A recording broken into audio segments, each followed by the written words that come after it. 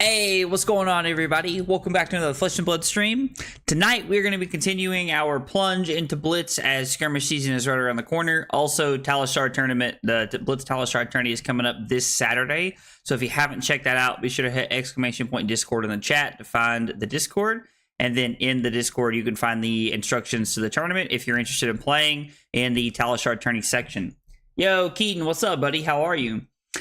So tonight, our two decks that we're going to be playing are Arakni. I can't remember the rest of his name. It's the Arakni that gives your first stealth contract go, or your first stealth card go again, which I think is pretty interesting. I played a game or two with him earlier just to kind of see how he felt and see where we were at with Blitz and like what it felt like he had potential to do. And he seems like he can do some pretty cool stuff. We might change the list throughout the night and kind of like, edit and work on things if you guys think there's better cards or different things we can be playing. The second hero we're going to be playing is Vynnset. Now, I know I just played Vynnset last Saturday and things did not go well in CC. But it's time for Blitz, and I think it'll be more interesting. I think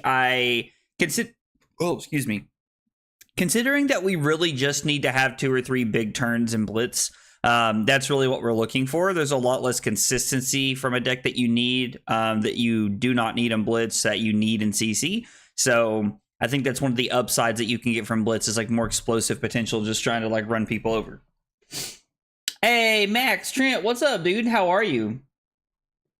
Solitary Confinement, that's his name. That's what I'm looking for. A Solitary Confinement is the name of what I am looking for. All right, we're going to be playing just Blitz games tonight. Oh, that's something else I copied earlier. I didn't know what that was. I was like, what is that? All right, Blitz Arakni. Let's get our deck.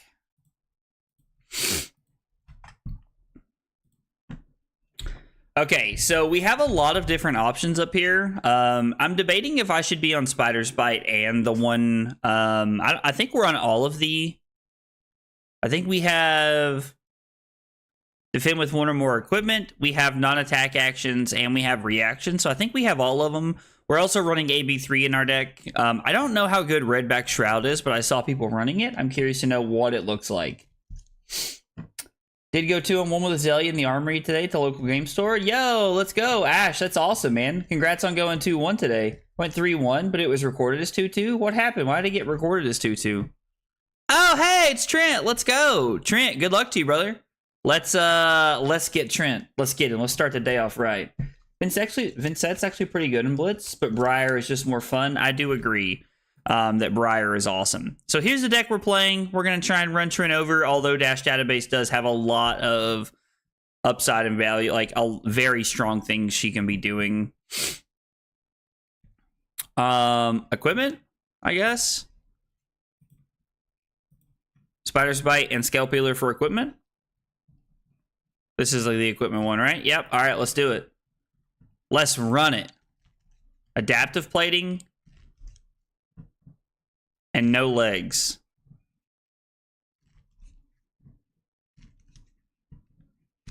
I don't really know what's going on there. I think Trent might have done that on accident.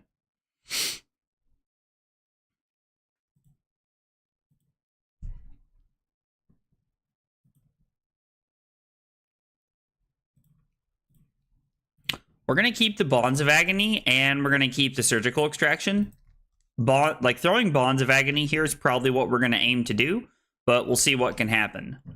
We will see what can happen. We need to draw like some decent reactions for that to be the case, but we'll see. Yeah, I'm also curious to know what happened, Max. I'm also curious to know what happened at your armory. Hey, Troll. Yeah, we're playing Arakni and we're playing Vynnset. So we got Arakni up first tonight. Since it's Blitz, we get in so many more games. So we're going to be trying to play 2 heroes when this happens. I mean...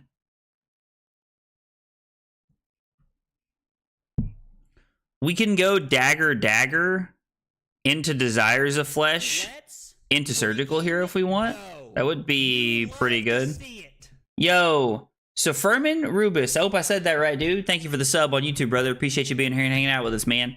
When you're here for the first time, we got 3 questions we ask everybody. What's your name? What got you into Flesh and Blood? One of your favorite hot dog toppings, man. Tell me a little bit about yourself. I like to get to know you better.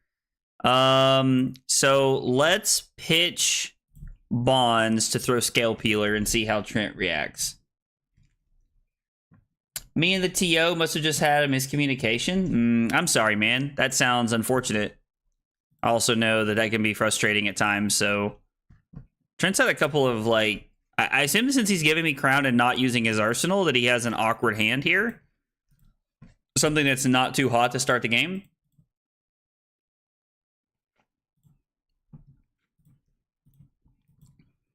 Okay. I mean, this is pretty good because anytime we hit an attack action card, we gain a life. And, like, also, there's a small world where we might be able to fatigue Trent here. Assassin is so much fun, but sadly not realistically affordable because of Codex. It's crazy how, like, one card can, like, change everything. Truly.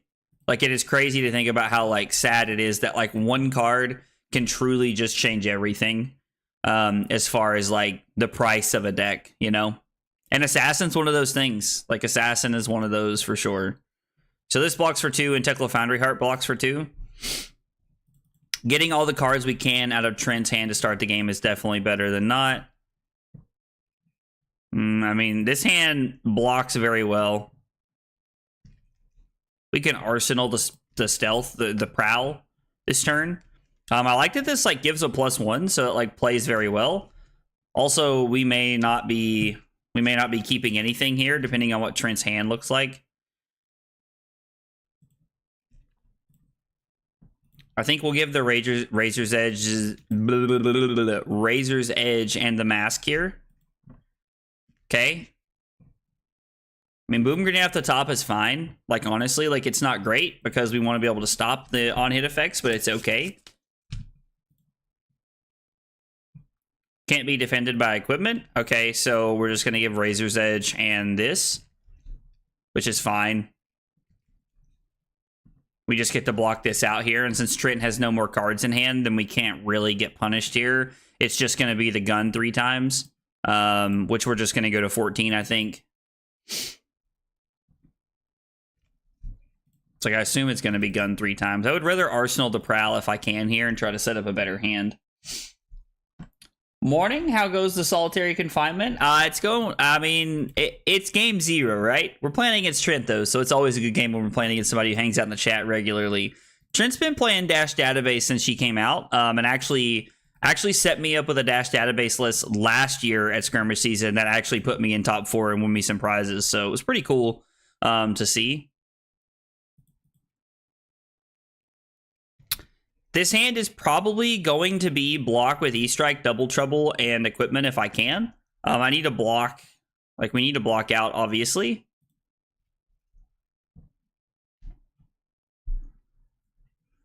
We'll probably just block like this.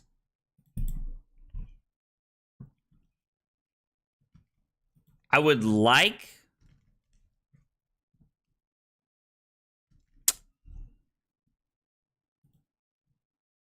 I was thinking it would be really clean if we could go Prowl into Double Trouble, use this, and then clear some cards that way, but we would really be taking 7 there, so I think we're better off to just play it this way. Really wish my Rhinar Rock UPF deck was Blitz competitive. It's so cheesy. Dude, I love when you get a deck like that you just, like, absolutely love. It's a cool feeling. It's a cool feeling. A reprint on Codex would be awesome. Actually, it would be really good. 9 cards, right? 3 Surgical, 3 Leave No, and 3 Codex. If you're talking about expensive cards, then yeah, Liam, those are, like, definitely the expensive cards. The expensive cards for like playing Assassin. So we've seen what? We've seen 3 Boom Grenades so far. I imagine there's, like, probably, like, 3 more at this point, but we have to consider, like...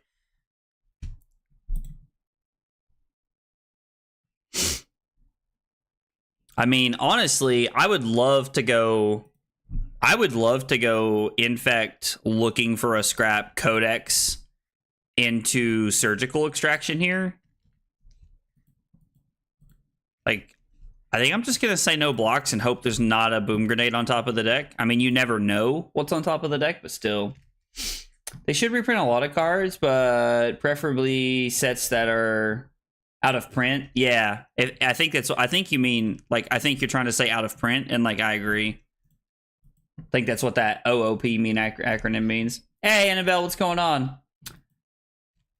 Codex is easily one of the most powerful cards ever made, but the fact is only 2 classes of the game can use it, with cost near as much as CNC. Yeah, so it's actually, that's one of those things that, like, I was telling somebody about the other day, that, like, that's one of those things that it just doesn't make any sense to me. Like, why is that card so much, right? I don't understand why that card is so expensive. Like, that's a very genuine statement. I don't get it. I don't understand why it's so expensive. Like, it is a card that literally is, like, defined by classes, and it still just gets so much value. Like, I don't understand why it costs so much. It's kind of ridiculous in my opinion. Yeah, I mean, I get it. It's an insane card, but, like, it's an insane card that's restricted by classes, and it's a majestic, like, a majestic restricted by classes should never be an $80 card in my opinion. That is, like, absolutely absurd. Like, that is absolutely absurd to me.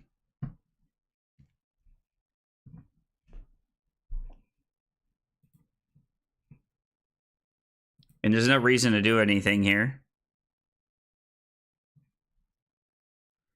We might as well flick one of these, right?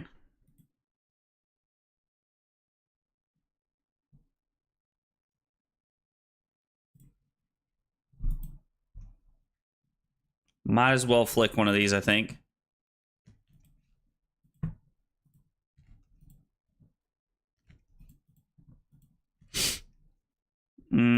Seems like a weird card to Arsenal, but sure. We're now at that point in the game where, like, we really have to consider, like, how we're going to try and play the turnout. We could go Infect into Redback Shroud for Spike with Blood Rod into Leave No Witnesses.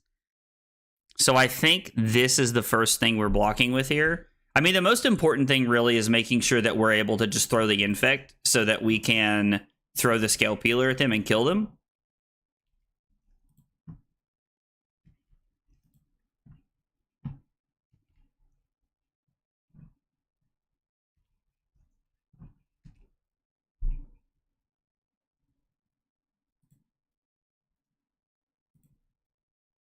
I think that's correct. Maybe I'm just supposed to keep the Justinic here.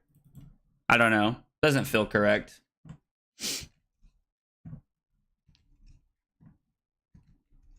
Flick Knives after it resolves.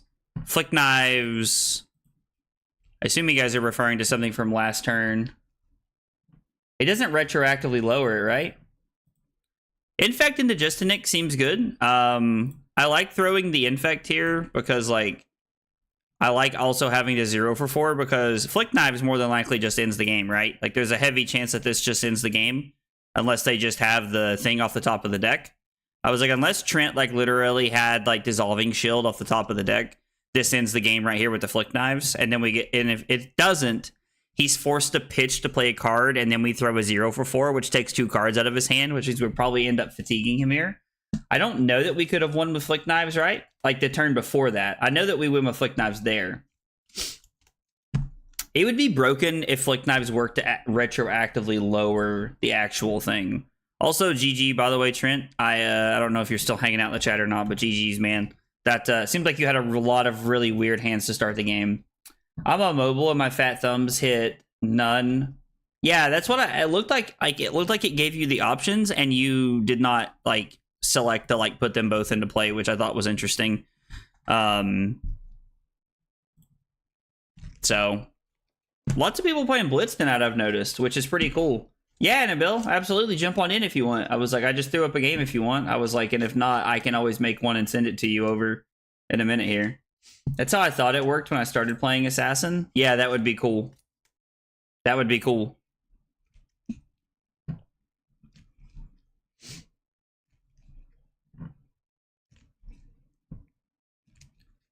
Nah, not a good game. I gave up as soon as I started. I was just hitting buttons. Well, I mean, I guess we played a game then. All right, this is not Annabelle, I imagine. So let's try it this way. Find Annabelle on Discord. All right. Sent Annabelle the game. We'll play this way. I was like, if Annabelle's playing Victor, Blitz Victor, I would be very surprised. But, you know, it does happen. So, I would assume against Blaze we want to go first. I would assume. All right, good luck, Annabelle. So we have non-attack actions. We have Hood. I think we want Go Again and we want Flick Knives. I would assume like is where we want to be playing this here. But we'll go Black Tech in this. I've set it up to have AB3 this way. Now we only have like 11 blues, but I'm hoping that we can. This is probably a very bad matchup for us, but we'll see what happens.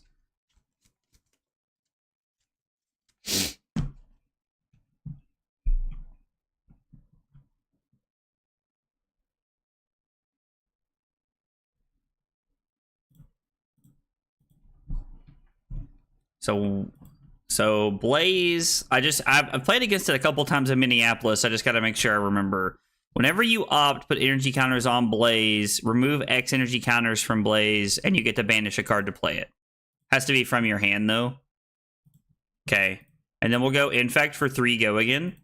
We could play Prowl into the Infect into a Spike, but I would rather play Infect and then just play the Spike and Arsenal the Prowl. The Inertia puts us in a pretty good spot to not just, like, get hit by Storm Striders out of nowhere. Plus, we get to push 3 damage on turn 0. Plus Pox token is pretty strong here, so I like arsenaling this card because it just kind of like buffs our next stealth attack here, which is cool. We can realistically we can like AB3 here and then go well. I mean, yeah, that's a thing that's allowed to happen, I suppose. Unfortunate, but it is what it is. We'll block 3 and take... Well, actually, we should just block here, right? Like, there's probably no more attacks coming. I should just block here, I think. I'm trying to think if there's a better world where we can get rid of the Shred. So we can go Prowl into Razor's Edge.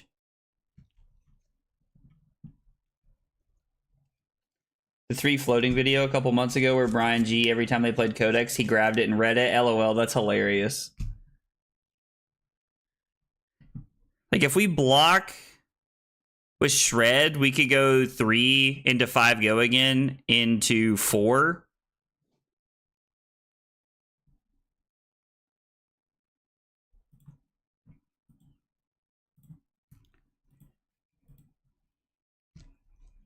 It's 3, 4, 10, or it's 3, 8, 12. If we do it this way, which is good. It's better pressure here. Now, this is just peak content. Hey, Chips, what's up, brother? How are you, man? You doing okay, buddy? She's going to go Pox and then Inertia, so she can pay for the Pox and then the Inertia. I did not let me see what she pitched, but, you know, it is what it is. So we're going to play the Prowl from Arsenal. This is 3 Go Again. The next attack with Stealth, you play this combat chain, gets +1. So we're going to go 3 Go Again into 5 Go Again into 4. Just trying to push damage here. What? Okay. Well, we don't really have a hand that responds to that well. Like, if she does have arcane damage to throw at us here, we're in a bad spot. Hey, Wally. I mean, are you saying that this isn't a Rune Blade? I got Arakni on the cover. We got Arakni and we got Arakni and we got having a stroke. Vynnset coming up. Vynnset's up second though. Codex of Bloodrot is pretty good, Max. I mean, it's not as good as Codex of Frailty, but it is pretty good, right?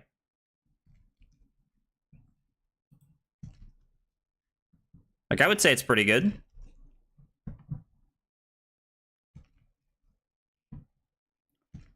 Okay, Annabelle went bottom and then top.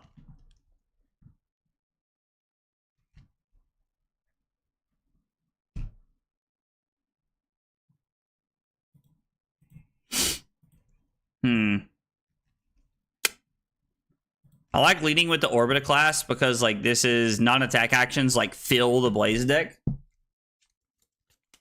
I'll join you in drinking some Wawa. Oh, let's go. Big with chips. Let's go with a big hydrate. Dude, I got you. Let's get through this one because I need to make sure that I understand what's happening. But yeah, after this, I got you, fam.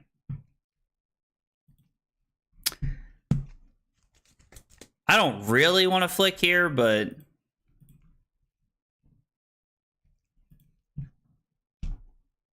Opt 2. Okay, so adding 2 counters to Blaze and then also opting to make sure that, like, the card that we get is not going to, like, have insane value for us, I assume.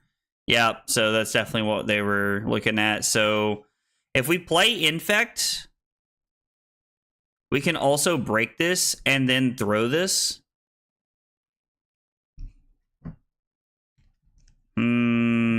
I don't know. We could also just leave it in hand to, like, prevent AB, right? Finally got the option to see this stream live. Yo, Sty, what's up, dude? Thanks for coming by and hanging out. I appreciate it. I never consider Codex pretty good. There is just no deck in the moment that can utilize it efficiently. Are you talking about Codex of Bloodrot? Or are you talking about Codex of Inertia? Because I see that you put Codex of Eye. Like, if you're talking about Codex of Bloodrot, I actually very strongly disagree with that statement. But if you're talking about Codex of Inertia, then, like, it was good when Icelander was in the format, right? Like, Icelander, Oldhim, things like that, it was very good into, but, like, short of that, like, it wasn't anything to, like, really write home about. European time zone is hard for me to watch at 1 a.m. Hey, I completely understand, Sty. That's, like, on the weekends, that's why I try to have, like, you know, like, that's why I try to have streams that start at, like, you know, 1 in the afternoon so that, you know, people in, like, other countries and, like, different time zones can, like, you know, get like, you know, get a better viewing experience. So I'm sorry it's tough through the week, but I'm glad you're here and I appreciate you coming by and hanging out. Hey, what's up, Riddler? How are you, brother? You doing all right, man? I saw you talking about print runs the other day. I was lurking a little bit while you were talking about print runs the other day.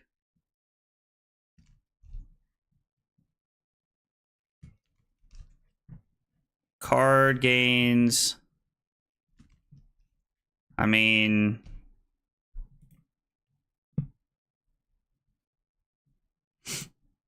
what we got over here we could get? Anything that's, like, really good enough? I mean, E-Strike's not bad, but...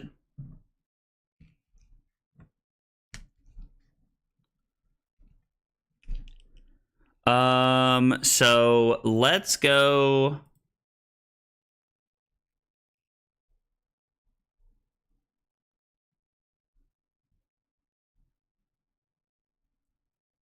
So let's pitch Infect. We're gonna take a little bit of a weird line where we're gonna try and go for the Flick Knives Black Tech line here. I don't know how correct it is, but that's what we're gonna go for. Yeah, I don't know if this is correct or not, but we're gonna try it. Doing great, man. Thanks. Good. I'm glad to hear it. I'm glad to hear it. But yeah, Ash, I do agree that, like, Codex of Inertia has never really seemed, like, crazy or anything. Like, I don't know. Like, it had its time in the sun when it was good, but, like, now it just seems kind of like, eh. Like, I don't really ever see it being played over any of the other ones, right? Like, Codex of Frailty is just insane, and Codex of Bloodrot is like a take aim for a lot of the Ranger style decks.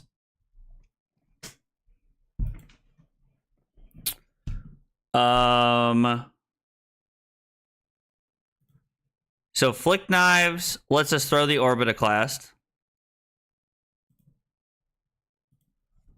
And then Concealed Blade to make this for 4. I don't even have to use Black Tech here.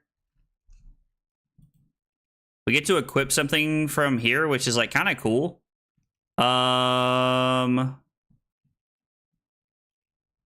I mean, I guess we'll go with this. Like to get cards out of the deck, and then let's go Codex of Frailty. The thing that scares me is like we could just die at any time to like it stuff that Annabelle's doing, and that does scare me a little bit, I won't lie. Playing a non-blocking hero, you must be sick. Dude, I love this, Josh. Man, you missed it last night. Of course you didn't show up last night, dude. Listen, last night, brother, we played Zen, and I don't think I blocked all night, except for with equipment. There was one time I blocked because it was that or die. But yeah, dude, yeah, you missed it though. You missed it. It was great. We had a lot of fun. Is the worst part of the Codex of Frailty? I mean, if you're referring to everything that Codex of Frailty does, the Frailty token is just the worst part. Like, yeah, I mean that makes sense, but like it's weird because like my natural reaction was like, you know, you made it sound like, oh, let's block this bot on YouTube. Don't care about buying viewers. Thank you though. When you said that Frailty is like the worst part of the card, I was immediately like, like I don't know, but like I guess that's just objectively true, right? Because technically, like the Frailty is like just the weakest part because the Ponder is on average worth 3 points. You know, the Codex itself is worth a ton.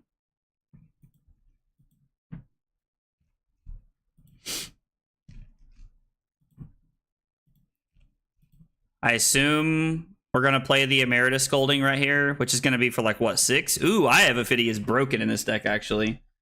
You're on vacation? Oh, dude, Josh, that's awesome. How's vacation? Where'd you go, buddy? Briar win, though? So, Brad, I'm letting everyone vote since it's like Blitz Week. I'm letting everyone vote on what I'm playing tonight. Like, well, when I say everyone, I mean if you're a subscriber on...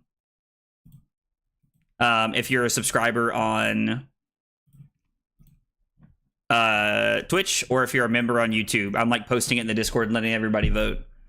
I don't like arsenaling a blue, but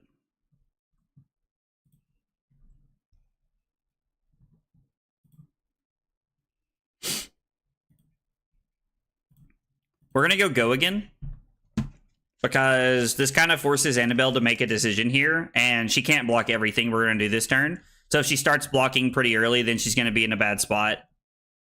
Like, if she blocks with 2 cards right here, then we're going to throw the Infect from Arsenal, still leaving AB5 open, which means at that point we throw the Infect. She gives us Tunic. We throw Nerve Scalpel. With 2 cards in hand, she more than likely can't kill us from 7, but we'll see. Lead with the Stealth. Why would we lead with the Stealth here over 5? This can be blocked by a card from Arsenal, right? Like, or this can be blocked by Tunic, which she can't use, and I don't like giving her the option. I mean, I guess it doesn't really matter. We're just going to flick knives here, right? She has to kill us here, right? The flick knives just does it either way.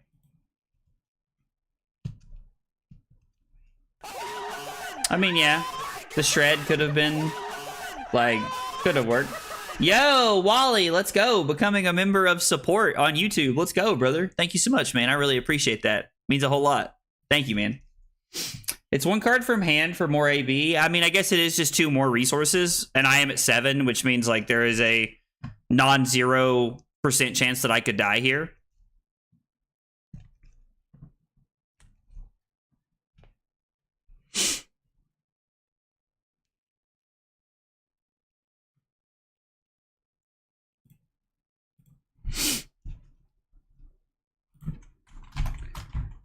Do you care if I make a better play?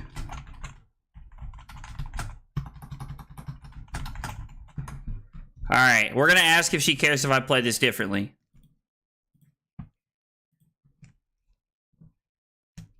Okay, Annabelle said go ahead. She said go ahead, sorry, so I don't know if like that meant like...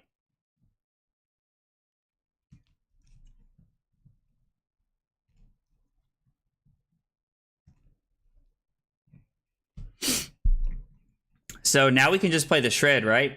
I mean, we flick here and then force her to go off. Yeah. So the flick here, yeah, it forces her to go off. Right, yep, absolutely. And now we have more resources. And yo, Wally, thanks a lot for becoming a member of support, man. I really appreciate it, brother. Means a whole lot, man. Means a whole lot. Yeah, you can definitely be a member on YouTube. It's interesting because like YouTube's thing is like set up to where like it's not as easy to like use or understand as Twitch's, in my opinion. Twitch's is a lot easier to like completely understand what's going on. But I mean, yeah, but like YouTube memberships like have their own thing.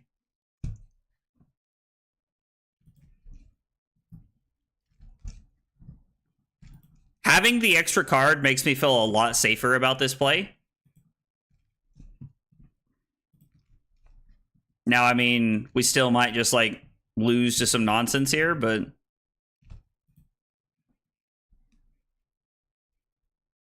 I don't think we can die now, right? Like, we get to keep the codex and just guarantee that we're gonna... Well, I guess the flick knives kills no matter what, but...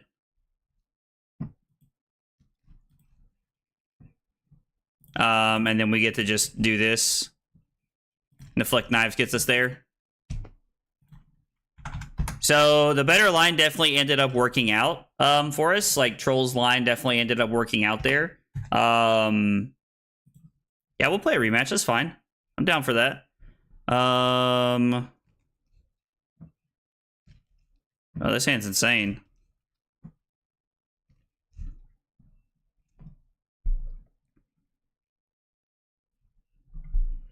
Just a Nick spreading plague black tech. Or spike with blood rot, depending on which one looks better. This hand looks pretty good here. I would have done it ages ago. You deserve it for sure, Wally. Dude, that means a lot, brother. I really appreciate it. Also, last night, right after I ended the stream, Jay became a member of support. So, Jay, thank you so much, man, for that. I really appreciate it. I meant to say that when I saw you hop in earlier, but I really appreciate it, brother. So we're gonna go just a Nick, choosing both.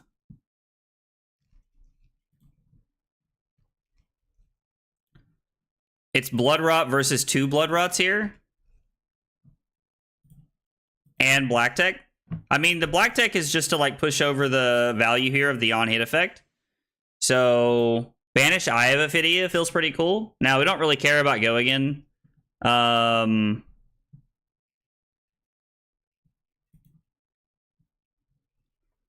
And we're gonna take the 2 red ether spenders and a yellow. It's just showing us what our opponent's deck is here. This feels pretty good.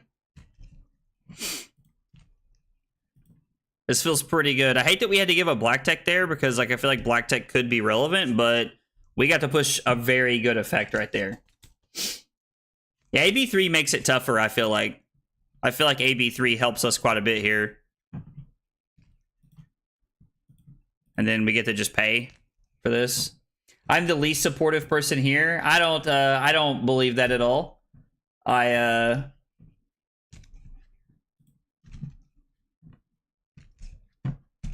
definitely, Josh was like, you're here hanging out way too often for you to be the least supportive person here. Like, nah, fam. I don't buy that for a second. I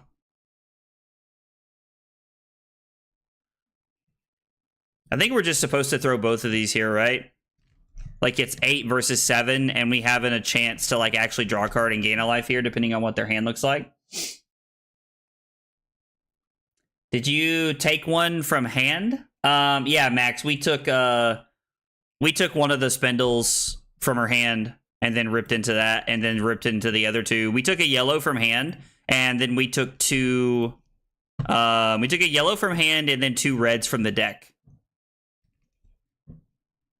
Josh said LMAO, maybe I just have nothing else to do.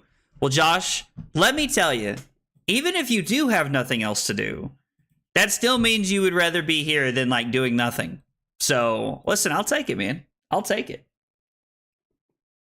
Yo, Havoc, what's up, brother? How are you, man? I haven't seen you in forever, dude. You been doing okay? Why the hell is this for 6? It's also not, like, showing me the card picture here. Oh, Absorbent Ether? I mean, I'm not a fan, but we're going to do it. Because we have potential to, like, gain a life here. I think taking that damage is fine. We're going to hope to hit a red card off the top here. I would like to rip into a red card so that we can have an arsenal or something here.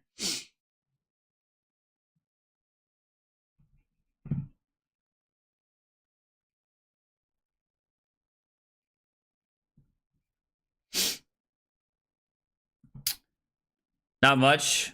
Been a hell of a week. Got COVID after I broke my foot. Dude, you broke your foot and got COVID? Jesus, brother. That's tough, man. That's crazy. Sounds like it's been a heck of a week for you, fam. A heck of a week is what it sounds like. Sounds like it's been a heck of a few weeks is what it sounds like, honestly, to be fair.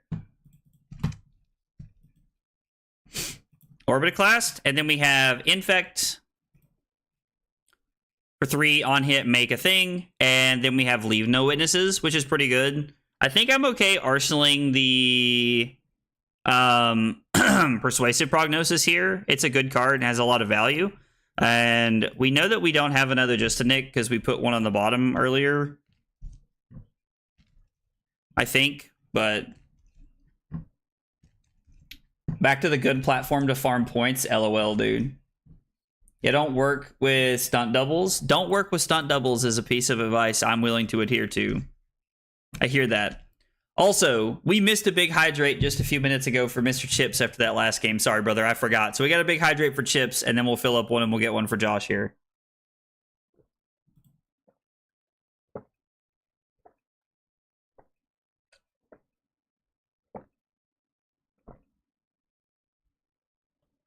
Oh.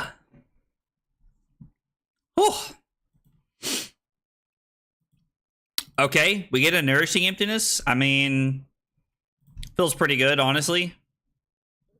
Feels pretty good, honestly.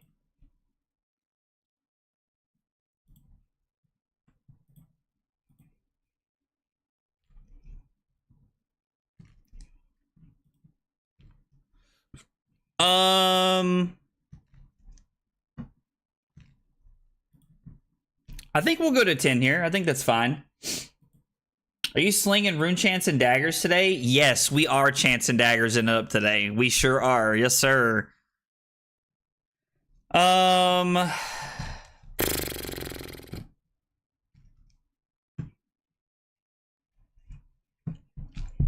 So we could go Orbitoclast, Prowl, Persuasive Prognosis, leave the E-Strike in our hand. We could also go Prowl into the Prognosis, holding the Shred for a non-hit effect to try and get like a couple of life here, which would be pretty good. I think I would rather do that. Plus, we're leaving Shred in our hand. And we know that with 6 counters like this, Annabelle is capable of throwing like 10 to 12 damage at us. Running attacks and Blaze. I don't know if I like Arcane, Pure Arcane, or Hybrid. I mean, the Hybrid list seems pretty cool. I don't know. It doesn't seem that bad. Seems pretty sweet. I think I saw TC Bell somewhere in the Vanguard community. Yeah, she's a big Vanguard player. She also plays Flesh and Blood too, for sure. Absolutely, you are correct, Sty.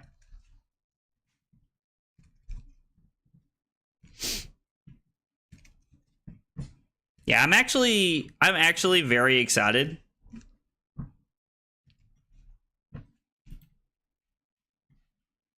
To be playing this tonight. Like, straight up, I think this is...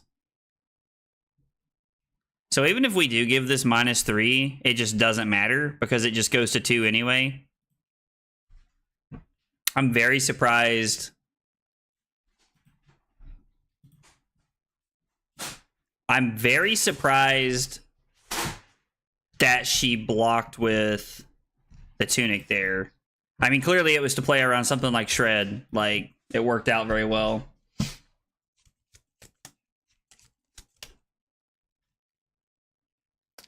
You don't let them use armor to block with like they want to? Oh, imagine not letting Zen use armor. I mean, yeah, like one of Zen's like primary parts of his game plan is to use the armor. Like, wholeheartedly. Really is. Like, really one of his things he wants to be doing is using his armor, right? So while this is going to be for 4, we're going to AB 3. I'm sorry, this is going to be for 7. Oh, I keep forgetting about the I keep forgetting about the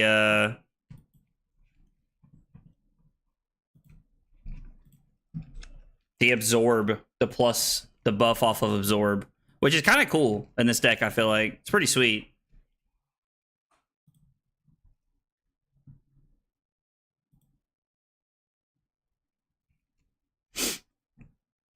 So if we throw 3, we can threaten to end the game with Razor's Edge here, and then we can have AB 4 in hand, which honestly may not be enough to keep us alive here, but it doesn't seem that bad. What is this? Is this Opt 1? Opt 1. Okay, so gonna have 4 counters, and what does this say? Equal to X. Okay.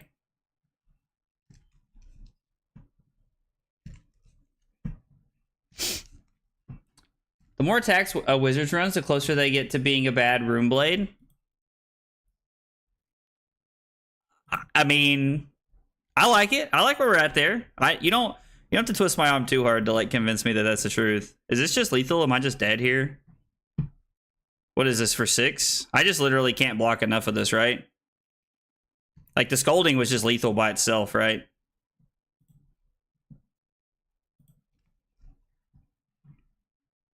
Yeah, even if I did have enough, it didn't matter.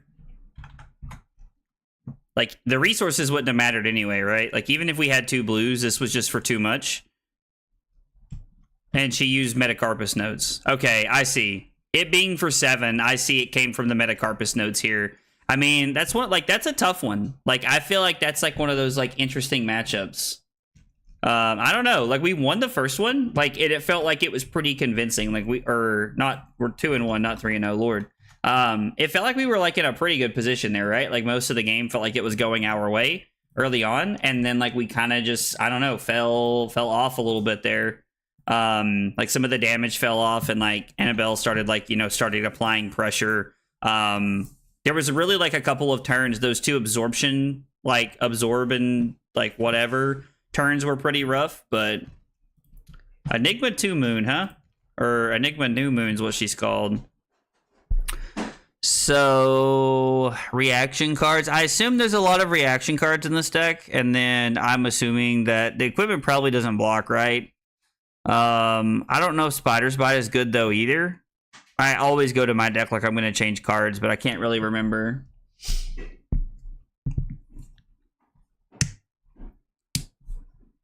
Yeah, the buff by 1. Oh, yeah, the buff by 1. Godspeed, Spider-Man, dude. I love that movie. I love the original Spider-Man's movie. Guess you didn't want best of 3? Did you ask about a rematch? I didn't even see you say, like, I didn't even see it pop up and say something about a rematch. Second game, I got to do stuff that wasn't just blocking. I mean, that's fair. That makes sense. I guess I'm going to run it like this.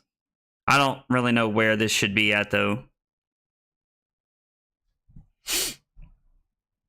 Playing Iris of Reality. I mean, they're probably blocking everything, right? Probably just blocking it out. I've always been confused as to why Arakni's health is 19. I don't know. It doesn't seem that insane to me. Orbita class could have been pretty good. They don't run that many attacks, I guess. Orbita class non-attack actions could have been pretty good.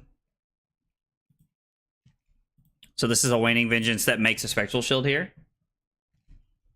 Speaking of best of 3 Blitz, I really want to try Conquest format Blitz sometime. I don't know what Conquest format Blitz is. I don't know what that is, but apparently it has multiple people's attention, which means you have my attention with it. So I would like to know what this is.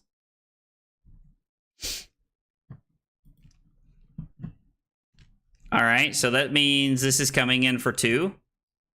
And they played a blue card, so they do Transcend.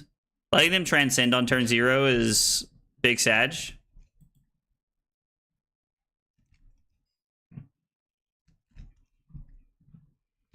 Turn target face down equipment you control face up. If it has ward, create 3 spectral shields. I'm going to assume everything that they flip over has ward in some capacity. Yep. Lose 2 spectral shields here. And then we'll come in for 4. Just applying pressure in a positive way, I think. Because if their last card doesn't block, then this lets us kill the wave and 2 spectral shields and leave them with a spectral shield, which is okay. Team of 3, 3v3. So it's like a team format. Okay, or they're just going to flash in something else here. Okay, so they lose everything and keep a spectral shield, basically, which is fine. But they take nothing. So if you win, but your 2 teammates lose, then you lose the round, and you can help the other players on your team. Okay, cool. Yeah, so it's actually just like the Magic team format, which is cool. Like, I would love for there to be more team tournaments. I've been asking for team tournaments since, like, I started playing this game because I think it's a very, like, fun way to play the game. Team formats are awesome. Team formats are awesome.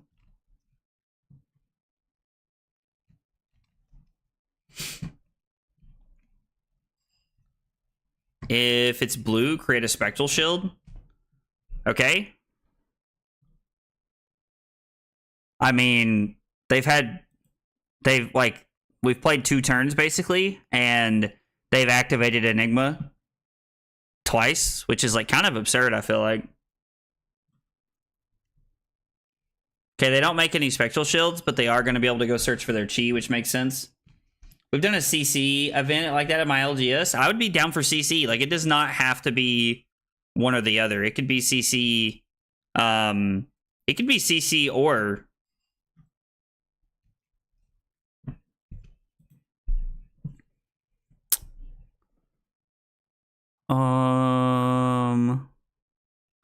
I don't really want to play my arsenal here. I would rather go Infect into Pitch Desires of Flesh to play...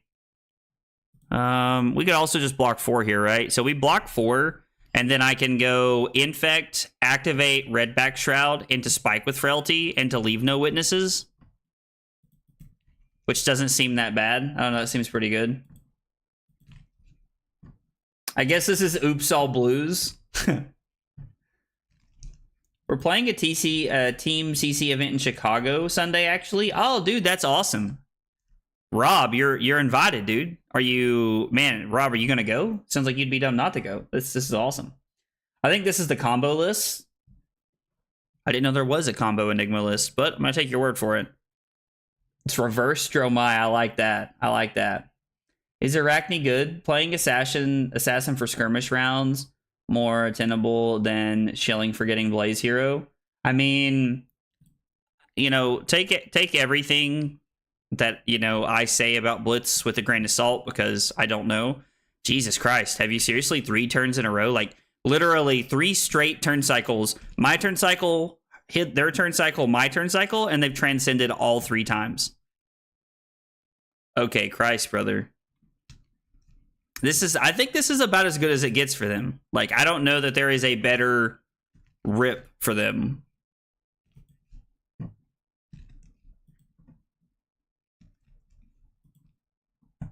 I mean, we're still going to try and push a lot of damage here.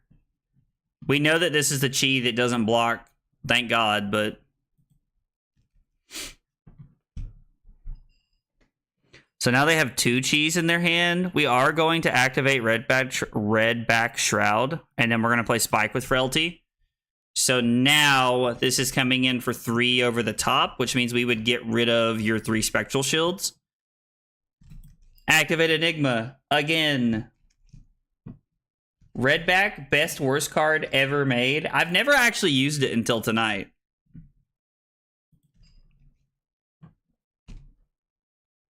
I mean, Ward is not active, so you are losing Spectral Shields. And then we're going to throw Leave No Witnesses for 3. If they turn on Ward, we could flick Spider's Bite here to clear the Spectral Shield, right? Now, it's a lot of resources to clear the board, but I don't know. You have 2 cold foil and 1 rainbow foil. Are you talking about Redback Shroud, Liam?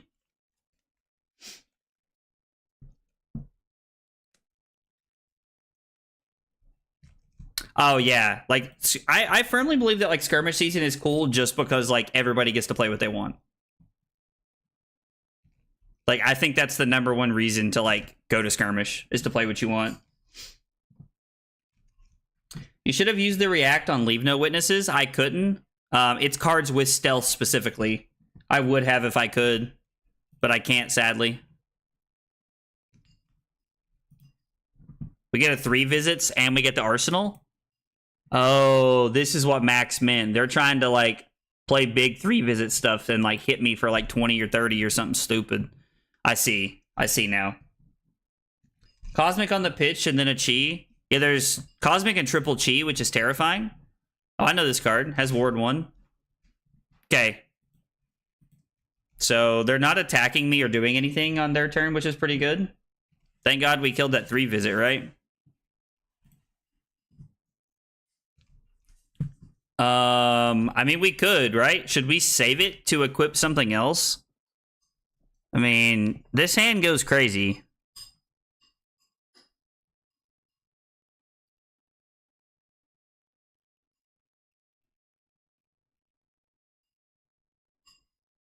No, I don't think so. I think we're going to Arsenal the Spike with Blood Rot this turn. I think that's going to be the goal, is to Arsenal it here. Still have not opened an adult Arakni from it. Or a surgical. I opened so much of Dynasty. Oh, you opened Dynasty to like try and find the cards that you wanted? I mean, I get that. Lose 3 Spectral Shields. All right, so they have a hand they want to keep. And I mean, we're just gonna try and like go crazy here if we can. This is Infect for 7, basically, looking at our hand. Or I'm sorry, it's gonna be for more than that. It's gonna be for 8. So this is 8 on hit, you get a Pox token. Or I guess 7 on hit, you get a Pox token because you lose the ward there. And then we get the Arsenal Spike with Blood Rot.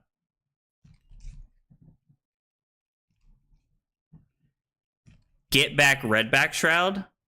And we get to go Nerve Scalpel. I mean, depending on what they do, obviously, right? We get to go Nerve Scalpel into Double Trouble. Spike, play Redback, activate Spike, and then play Codex, which is, like, insane. This seems like a really good turn. They're out of equipment now, so they don't have Spectre Generation. I mean, they have, like... You meant Spectral Shields. I mean, I guess they, like, can't really, like... I don't know what the combo is, to be honest. Like, I understand, like, this and, like, pitching a bunch of, like, blue cards to, like, do your thing, but they've done it way too early. The interesting part is if they don't have a blue, they're just going to lose Rage Spectre and go to 10. They did have a blue, but it did not tell me what it was. So we are going to equip Redback Shroud. We're going to lead on Nerve Scalpel. They drew a Chi. Boo. Hey, Caleb, what's up, dude? I hate the YouTube delay. I mean, honestly, though, the delay is, like, killer sometimes. Yeah, he did stack the Cosmic very well. We just have to make sure he never gets back around to it, right?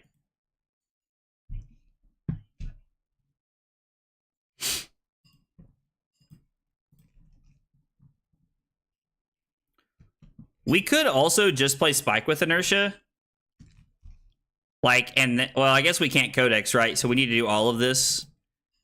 This also gets +2 from the fact that we're going to play 2 reactions here. This deck is a lot of fun. Like, this deck is actually, like, a lot of fun. I'm really enjoying Arakni. Of course, I really enjoyed Zen last night, too. So, I don't know. Like, maybe I just enjoy Blitz more than I think there is, right? Like, maybe I just enjoy Blitz more than I think I do. I said this last night, and I always laugh about this. I spend the whole year being like, Blitz is terrible. Like, nah, Blitz is garbage. Like, and then, like, every time I play it, I'm always like, yeah, I like Blitz. Blitz is fun. Yeah, that's fine. You can play Big Blue Sky in response all you want. Then we're going to play this. So, because we've used 2 reactions, this goes up to 5 by itself, and then it's going to go to 8, 11. So you're gonna have to have a so this is gonna be for 11. They're currently blocking 7, which means another 0 for 4 D react. Like if they had like a 4 block defense reaction would stop this here, which would be pretty unfortunate. But we are gonna get to play Codex and go get a Leave No Witnesses. Now they won't have to go get anything, but still. Okay, so they're at 10 right now, taking 1 currently. Oh yeah, we get all of the effects here. Mill 2 cards from the top of your deck. You'll love to see it. We could flick here, but I don't know why we would want to, right? Like flicking there didn't seem necessary. And yeah, I mean, Leave No Witnesses just gets us a power card. Like, or I mean, I'm sorry, like Leave No Witnesses is just a power card here because it's a card off the top of their deck. And it also like just completely, yeah, they just concede. Like that was like going our way. Now, don't get me wrong, like we had a long way to go there, but our next hand was going to be looking for a scrap into Surgical Extraction, Arsenal, the E-Strike. No, I'm sorry, we were going to draw looking for a scrap to Arsenal, and then we were going to be able to go E-Strike, put E-Strike on the bottom for 5, go again, into Dagger, into looking for a scrap. Or I guess we could go Dagger, looking for a strap. Blah, blah, blah, blah. We could go pitch Surgical for Dagger. No, yeah. The original line I came up with was good because we get to pitch Persuasive Prognosis for Dagger. No, I'm sorry, I'm having a stroke. We get to pitch Persuasive Prognosis for looking for a scrap for go again, 5 go again from the E-Strike into Surgical Extraction, which is like actually like an insanely good hand. It's a 14-point hand that like offers an on-hit effect. So I don't know, it was pretty good. Oh, we could have used Flick to get rid of the 3 ward that was just sitting there staring at us. That makes a lot of sense, Max. That's a good point. Good point. Good catch. Appreciate you pointing that out there. That does make sense. I like how fast the games are in Blitz. Yeah, me too, honestly, Chips. Like the fact that I can stream one night and like I can get like 2 different heroes in is awesome. This is probably gonna suck. Hey, let's go. It's Nick. So we got equipment. Did Nick just join and then leave our game?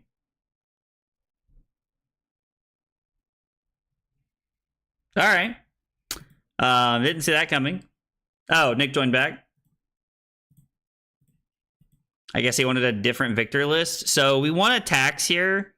And we want Scale Peeler. And we do not have enough equipment to block in this matchup. And we don't play any D-Reacts. I don't think this is a good matchup for us, like, at all, to be honest. Ooh, he's running Grindstone, too. Interesting. Nick doesn't like me, apparently. Every time I stumble my words, I'm going to start saying I'm having a stroke to see what kind of reactions I get from my friends and family. So, I mean, you should definitely see the look from, like, my family that I get. Like, I am like, and again, I don't mean this, like, as bad as it sounds, but I'm like the black sheep of my family. Like, all of my family is, like, very tall, athletic. Like, they're all, like, big sports players. Like, it's just my whole family is that way. And I'm just really not. You know, like, I'm not short or anything, but I'm not what I would characterize as, like, you know, tall and, like, you know, athletic. And so, like, I like the whole, like, nerdy side of me that likes to play cards and stuff like that. Like, it's very not like my family. And so they get a kick out of me because, like, when we're hanging out, I do say stuff like that. I'm always like, yep, like, I'm having a stroke. Like, I just, you know, I always, like, my like nerdy tendencies show up when I'm around my family, and it's very funny. Now, I say that my family, like, you know, my family, like, accepts me for the fact that, like, I'm not like the rest of them. Like, you know, I make it sound like my parents, like, my family's terrible people, and they're not. Parents are cool people. I still can't get over your face when at the end of our Versus stream, I said I was going to kill myself. I'm not trying to say that anymore, but it was a rough night. I mean, listen, I was a little worried. I was a little worried, and I think everyone else was a little worried about you after that stream. Because, I mean, you know, 0-9's tough, dude. 0-9's tough. I think we were all worried about you, Trent. I think we were just all worried about you, brother. My brother was UK basketball team, younger brother rugby player, and I was a trampoline water sports baby. Got medals and stuff. Then uni and COVID happened. I mean, it sounds like you're a heck of an athlete, though. Like, you know, that's pretty awesome. Nick, first name just A. They don't know you or what Pete card playing looks like. Let them know, Peterson. Let them know. Let's freaking go. You love to see it. Yo, let's go, Sty. Thank you for the follow, man. I appreciate that. Appreciate the follow over on Twitch, brother. We got 3 questions we ask everybody when they're here for the first time. What's your name? What got you into Flesh and Blood? One of your favorite hot dog toppings, man. Tell me a little bit about yourself. The hot dog topping thing is like more of like a personality question we've just learned to embrace here. Yo, Cusco, what's up, brother? Gonna go to sleep now. Have a good one. Yo, Style, thanks for hanging out, man. Hope you have a good night, brother.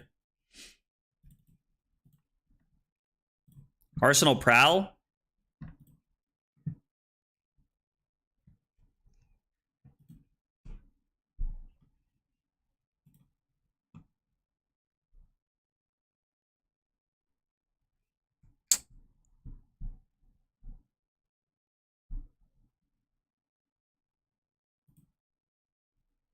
I think we're gonna block 3 just to stay like in the good graces here.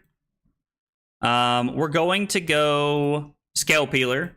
I would like to use Scale Peeler as many times as I can here this game. Emphasis on was. I mean, I get that. I get that. Trent should have had Silas shuffle aggro's. I mean, dude, when Silas and I played at the case tournament on Sunday, he was laughing. We sat down and I was like, all right, good game, man. And he like, you know, like anytime I play anybody on the team or anybody that I'm friends with, I don't cut decks. Like I just don't. And he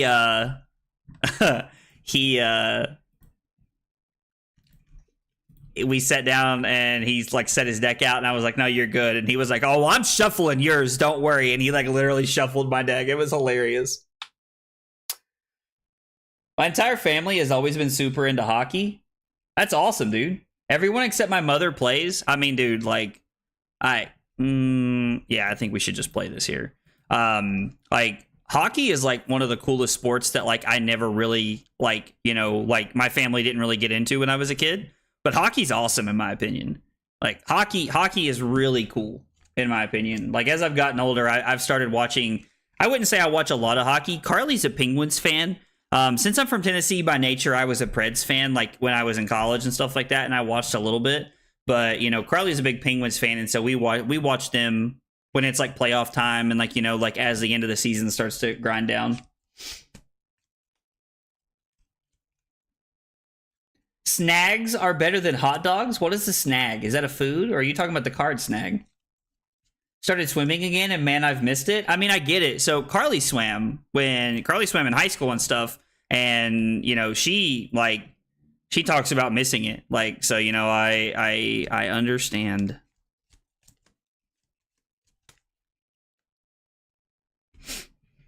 So if we take 7, we go to 7. Nick goes to 9.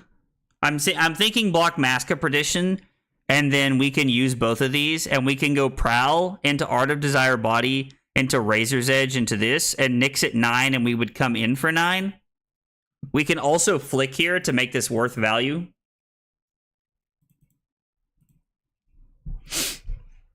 I don't like being at 7 against a deck that does play Golden Sun. It is a little scary. We are going to flick. I think we're going to flick the Scale Peeler depending on how Nick blocks right here. It'll tell us a lot about what his hand looks like. This feels tough because Victor just has so much of a fridge to get through, but I feel like we're putting up a fight here. It's Aussie slang for a sausage? I did not know that. Okay.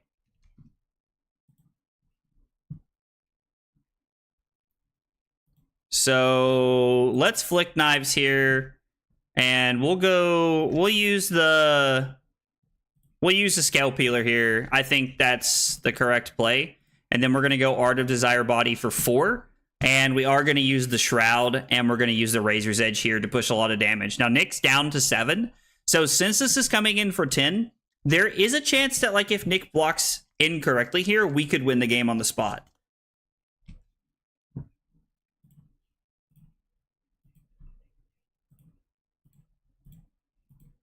So Nick takes 6 if he doesn't have a D-React here, which is awesome. And we do banish a Trounce and draw into a Bonds of Agony, which is a pretty good target here. So now if Nick doesn't have something to... If Nick doesn't have, like, something good to Arsenal... Or, I'm sorry, to, like, if he doesn't have something to pay for this, then he could just be dead. If he pays for the shield, he probably has Pummel, right?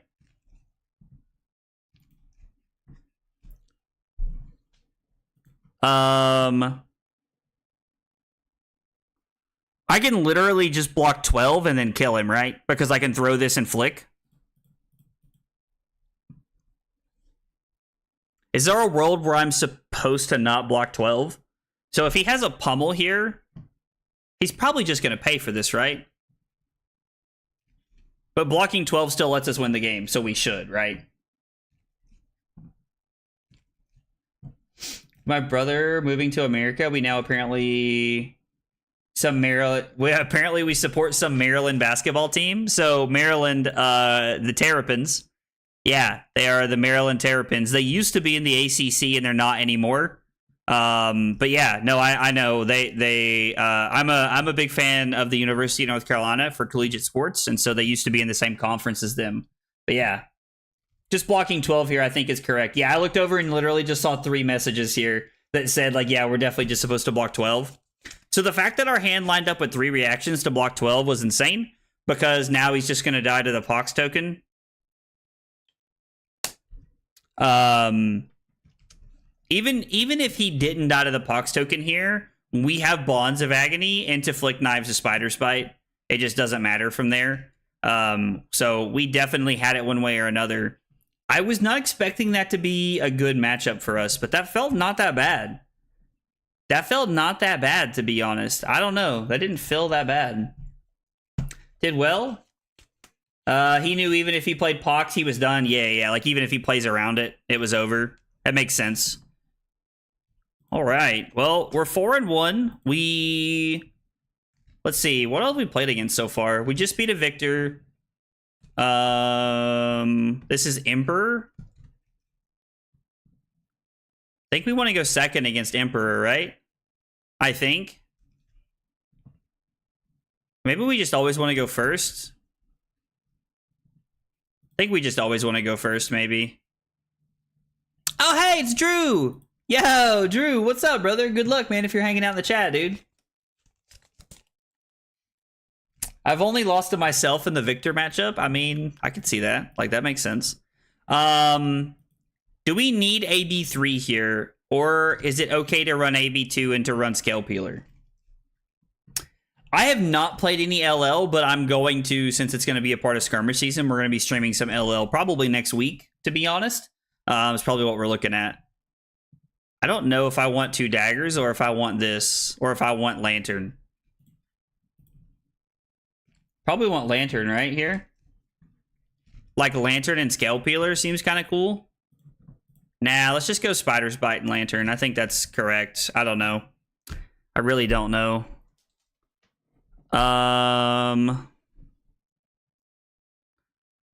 Gain 1 life. He's running Waning Moon into us, so thank God we're running AB3 here. I'm on Team Drew. I love that everybody's immediately like, yes, let's all pull for Drew. AB3, in my opinion, Troll says. Okay, that makes sense. I mean, would make sense that that's where we want to start, that we want to be on AB3. Yeah, it's definitely true. We can't. I think it's probably less than 7 that we can go down, right? I mean, let's just pitch this and play it. Pushing the Spike with Blood Rot and the...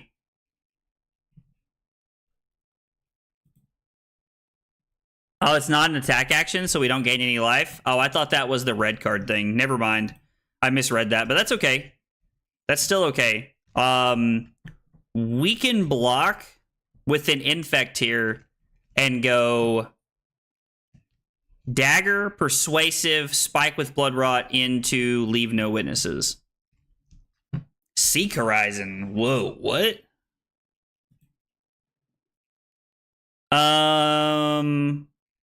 Seems unlikely that there's like a reasonable disruption effect here. So I think I'm happy just to block with the Infect. Actually, we should probably block with the Double Trouble and leave the Infect in the deck, right? Probably the way to go. I assume this just folds to Prism. Are you talking about the Arakni deck? I'm always pulling for Drew. Listen, I understand. I understand. Drew's a good guy. I would tell you that pulling for Drew is a good thing. Pulling for Drew is a good thing. Drew decides to Arsenal here. Probably something of like major value that I don't want to have to deal with. So Dagger. Persuasive Prognosis has the ability to like gain us some life here and get a lot of value.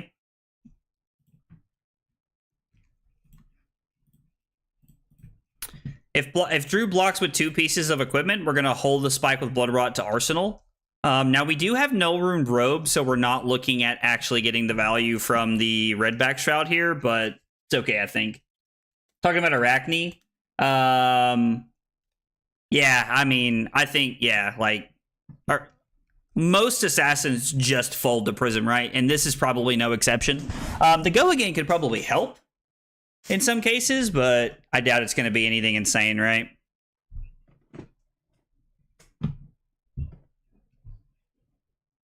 Wonder if Drew's thinking if he loses a Shred here. So we can't push over the top. There's no reason to really do anything. And then we'll throw a Leave No Witnesses for 4. Trying to push some value here to get Drew as low as we can. We do have to be a little careful with, like, you know, our life total and, like, Arcane Barrier and stuff. Redback probably better than Flick in this one.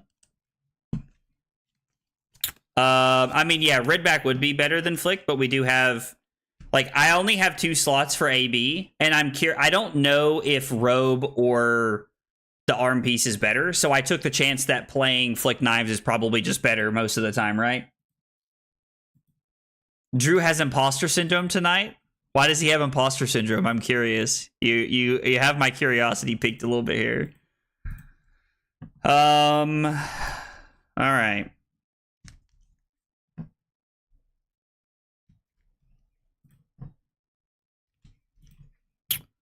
Well, I'll tell you what this hand does. It blocks.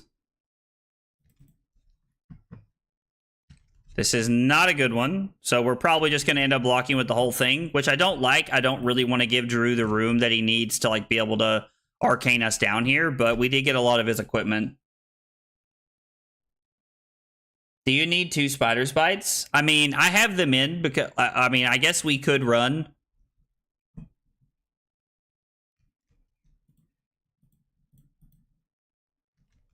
We could run AB3.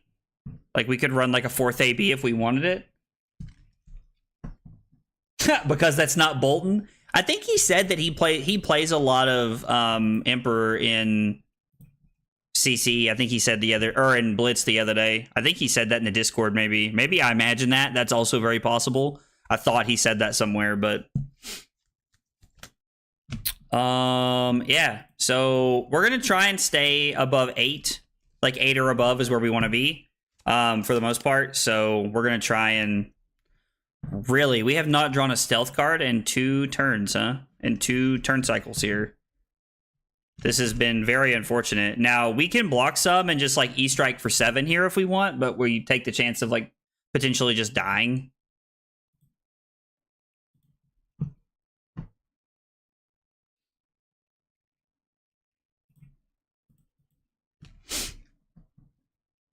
I'm gonna take 1 here because we are drawing like the most Runeblade hands ever.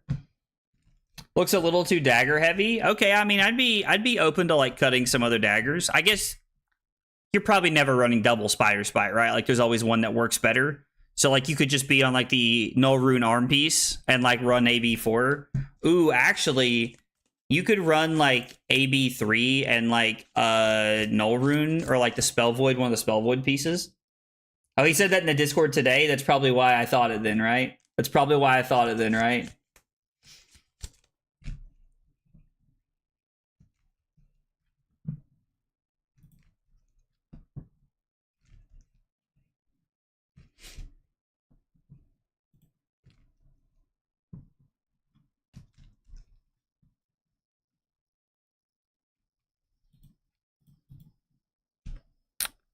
So we're already lower than I want it to be.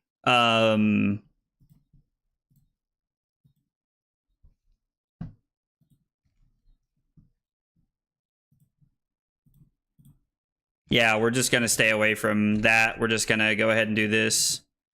I assumed he would play the Codex there, but that also makes sense. I understand why he did that. All right.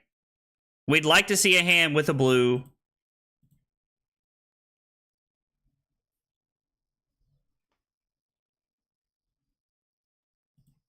Well, I mean, this is 7. I was like, if we're dead, we're dead. There's nothing I can do about it. It's unfortunate. Normally without an arsenal, like they have to have the 1-coster, so it's not normally very easy for them to kill us, but it can't happen like that. I mean, yeah, this was like this game felt terrible the entire game. Like it never felt like we had an opportunity to really do anything. The first like 2 turns were pretty good, right? Like even on the first turn we pushed the spike with Blood Rot, which was okay. The persuasive was pretty good. We did put ourselves in a position where if Drew blocked accurately, then with the 2 pieces of equipment, that was... So if Drew blocking with the 2 pieces of equipment there is like kind of like a soul read on whether I have Shred or whether I have the +3. I mean, I guess they're both the same, right? Like I'm not hitting with either one if he blocks with 2 pieces of equipment. So was a good block by Drew. And I think honestly that block put us in the backseat position we were in right there. We did have a lot of like weird hands, but yeah, Drew blocked that very efficiently, and like I think that was like the block on the persuasive prognosis gave him like the spot that he wanted to be in, so it was a good block by him. Hey, GG's, bro. Thanks for the game, man. I appreciate it. Hey, it's Jay. Good luck, Jay. Good luck to you, brother. I have to be honest. We have to read this one. First time Dawnblade Resplendent gains Goic, and each turn you may attack an additional time with it. Okay, so we probably want reactions and equipment, if I had to guess. Yeah, we should cut one of these for an arcane piece. We can do that after this game. Also, you never use Black Tech. Yeah, I should have used it to just stay at 8, right? Would have just made more sense. The turn that I went to, I took 1 off of physical damage, and I honestly wasn't expecting to just, like, die to, like, all arcane the rest of the game. Because normally it's not all arcane the rest of the way, so there's normally, like, a little bit of reprieve there.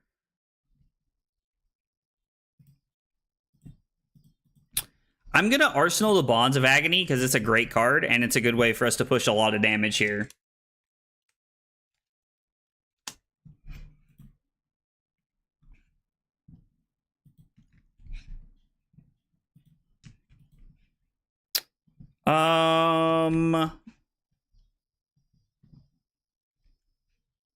Let's go Desires of Flesh. Now, this Desires of Flesh doesn't get a lot of value here because there's not a lot it's doing, but like there's not a lot of attack actions in the Dory deck generally.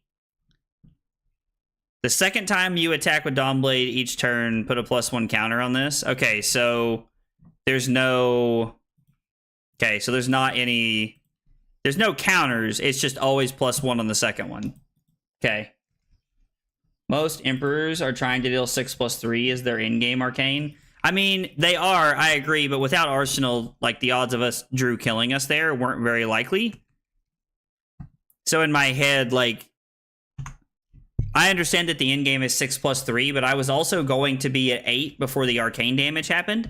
So leaving myself at 8 means that, like, pretty much, like, AB 2 or 3 the rest of the game keeps me from just, like, dying out of nowhere. So, like, Drew literally didn't attack us the rest of the game is what I mean. I was at 8, and Drew, like, just had a hand that was all arcane and then just ripped into the straight arcane.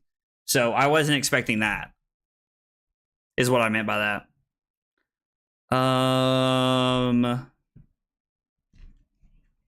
We're probably just blocking with all the equipment this turn, right? We're going to block with the Double Trouble this turn. We're going to go Dagger. We're going to go Equipment Dagger into Bonds. And then we're going to play Spike with Inertia. We're going to play Spike with Inertia.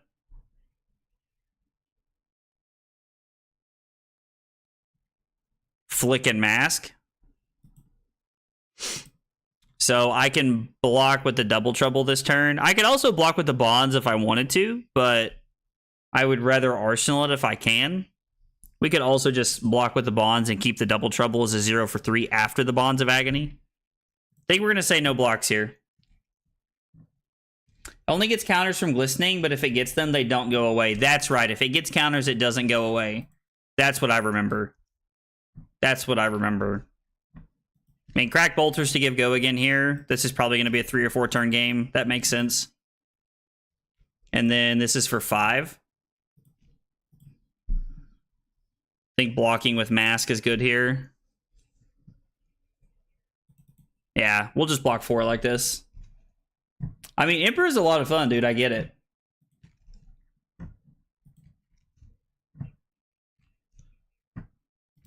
Okay. Well, I mean, yeah. This is a thing that can happen. This is a thing that can happen. So we're going to go equipment. I think that's better here. And to answer your question, Annabelle, like, this is literally like a list I found of someone's. And, like, I didn't change a lot. They were only playing like 9 blues, and so I added some blues into the deck, and that was it. So I guess the simplest answer to the question is that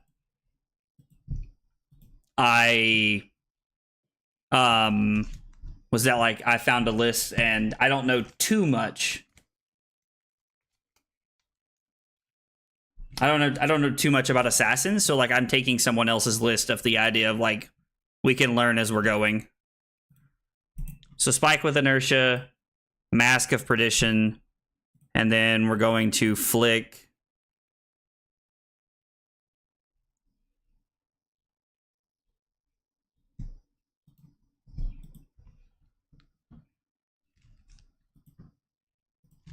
Inertia, Perdition, and Bonds.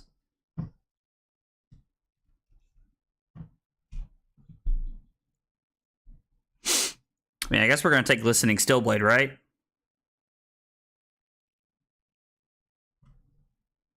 We could take the blue.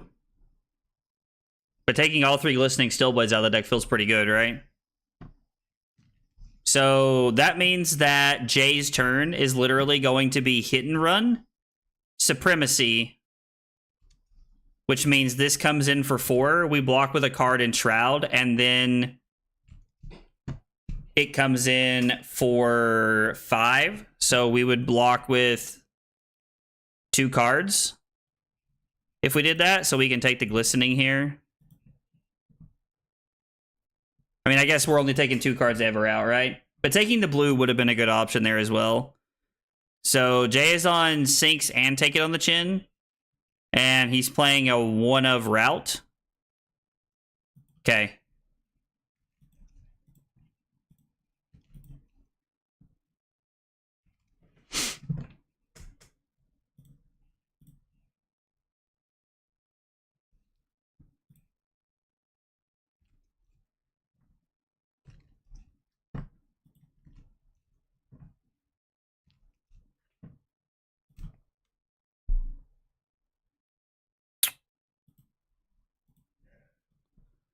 So I think this hand's okay, right? Like, this is fine. So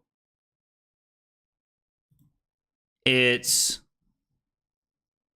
block 4 because we know there's no reactions incoming.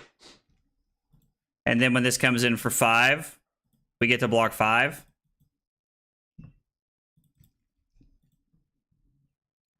We get to throw Bonds of Agony.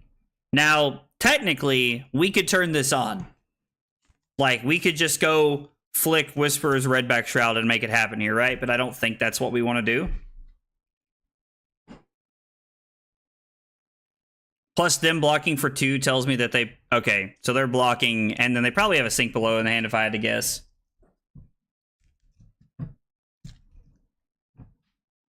If we took the blue last turn, they would have played...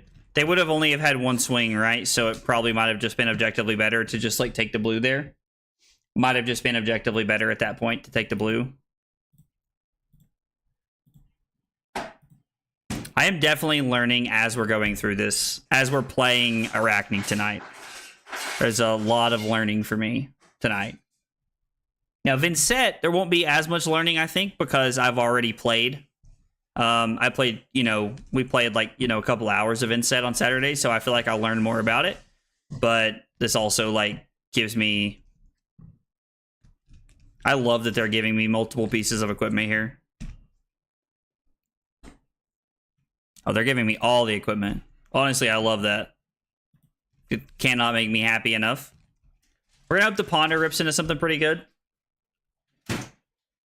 I mean, sure. Like, I'm not saying I'm not gonna learn something. I'm saying, like, especially, and if you guys watched the Vynnset games the other night, then you know I have a long way to go with Vynnset. I'm just saying, like, there's more baseline knowledge with that deck than there is with Arakni.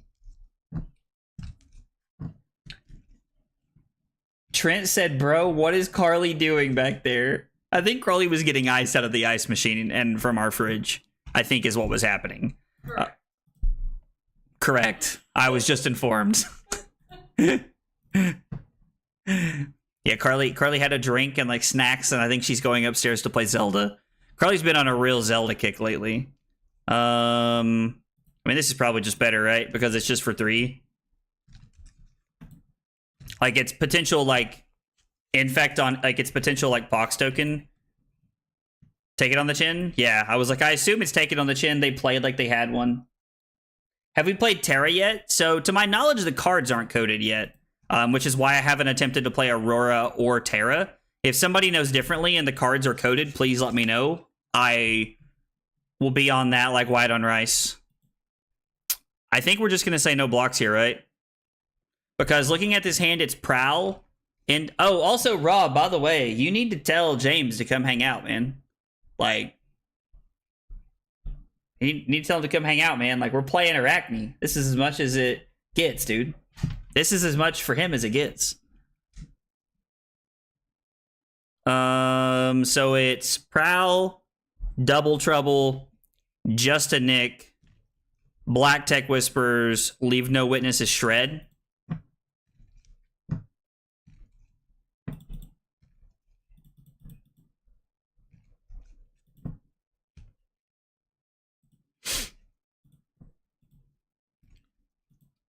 All right, so we block here, and we're gonna try and like go ham here.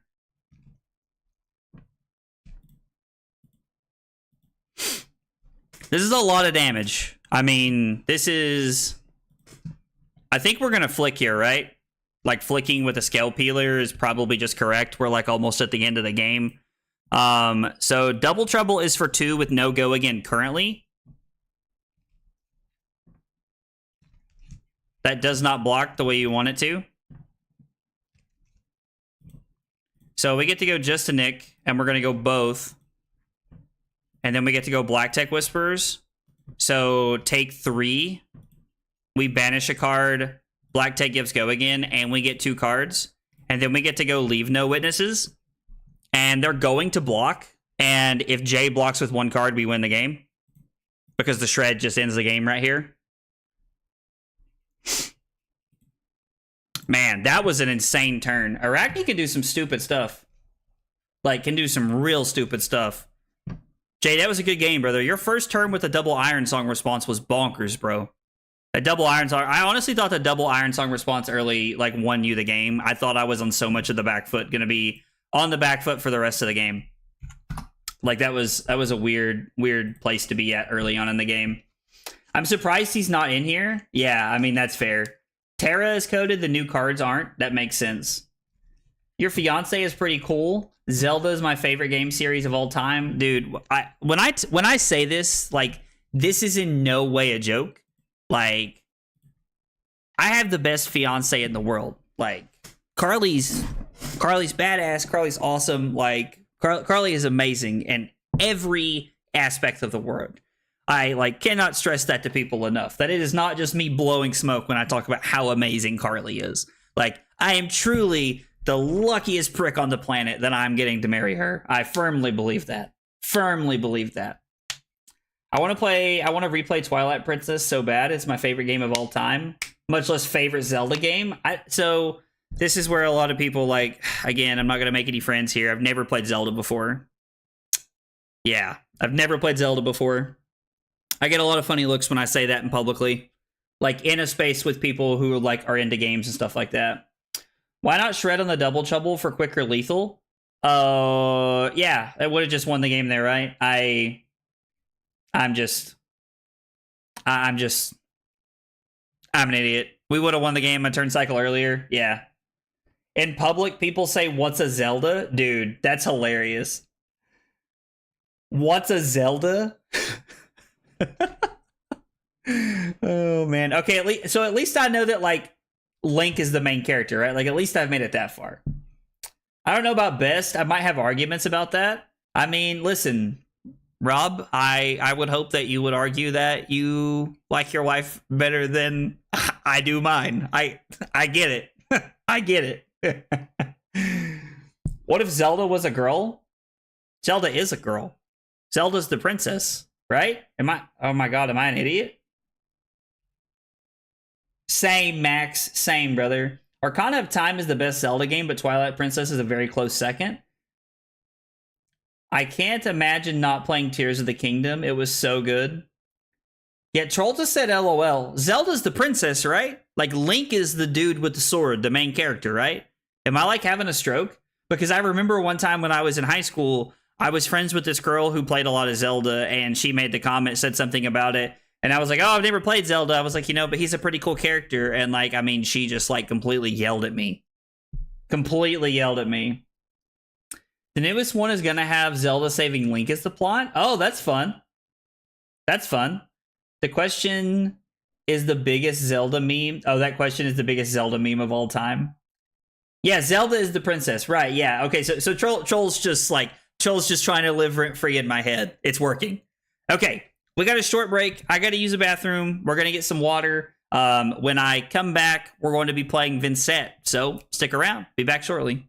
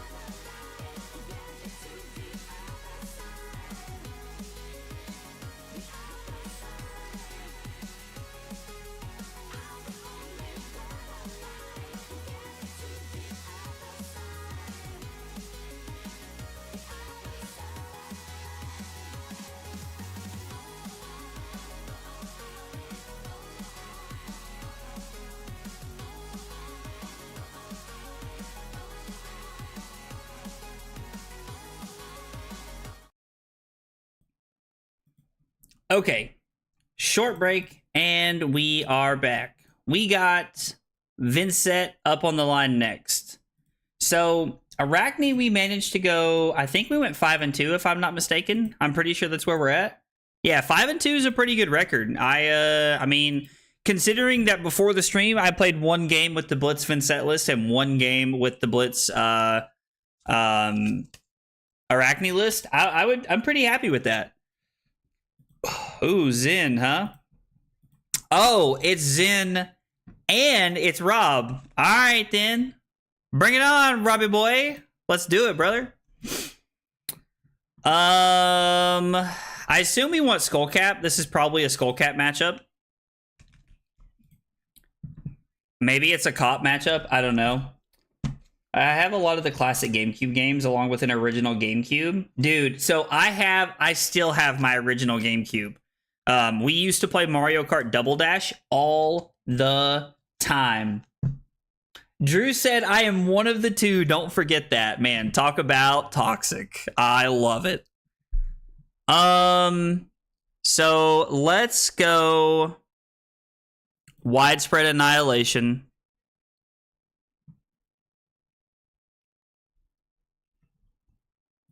Read the runes, pass. I mean, it's a pretty good start, right? And then we can just Arsenal the Envelop.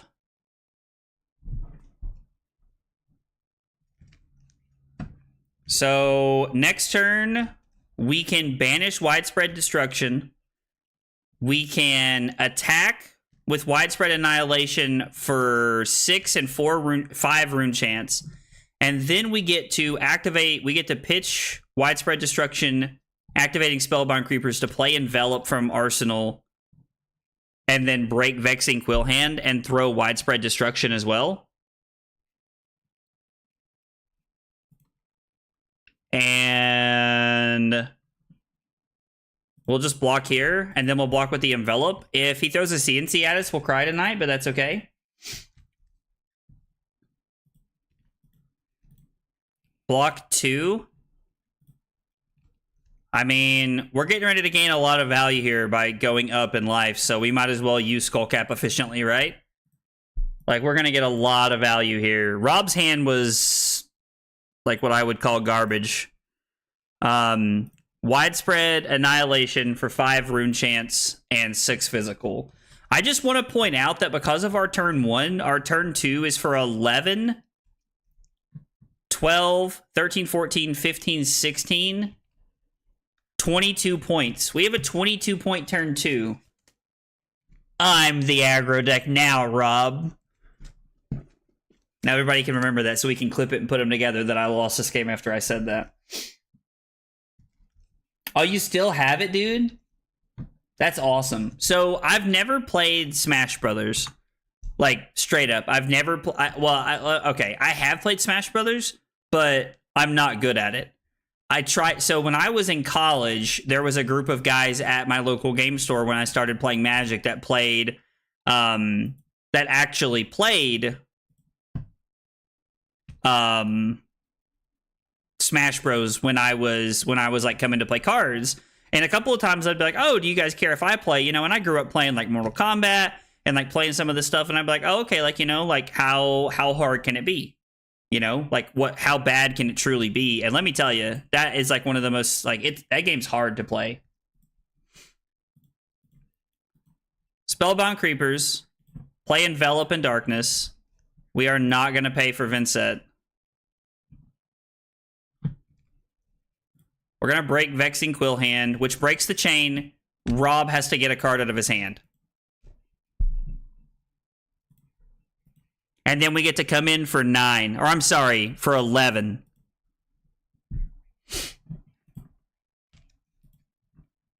We took complete tempo this turn. Now the problem is that we have to draw a hand that does something next turn, right? Yeah, I definitely should have broke the chain, but thankfully Quillhand did it for me. I was not thinking about that.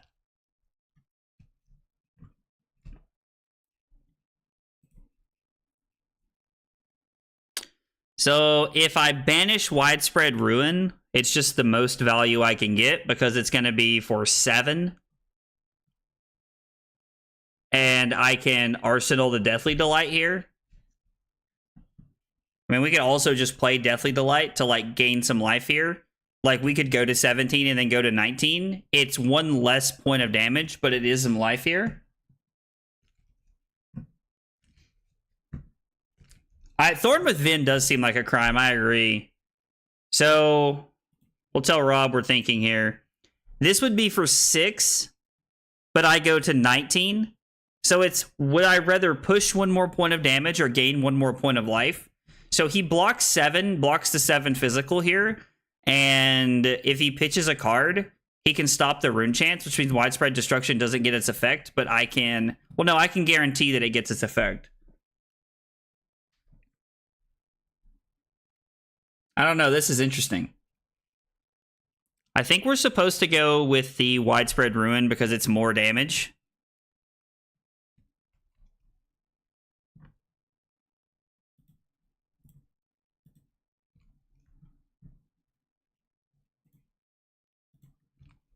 I am going to pay because this puts Rob closer to dead.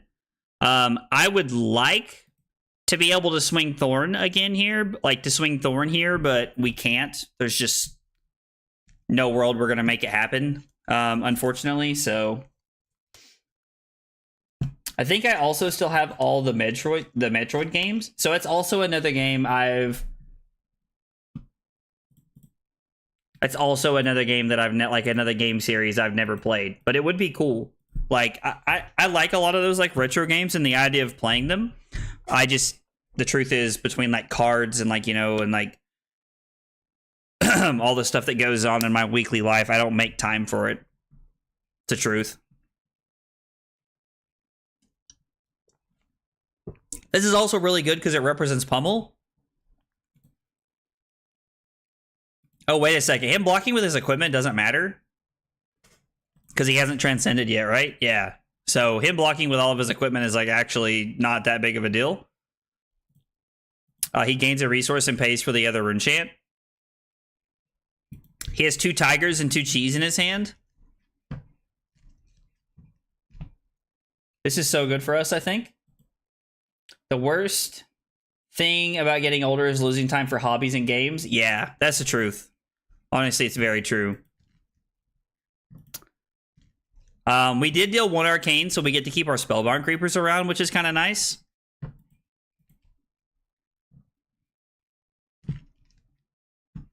We're going to go to 16 here. I mean, Rob's going to be able to put together a decent hand, right? We need to be able to block with Mauvrian Skies and everything else to come in for 9 here. Actually, we need to be able to... Oh, he does have Art of War. Okay. We need to be able to keep our hand. If we can keep our hand, we like pretty much win the game on the spot, right?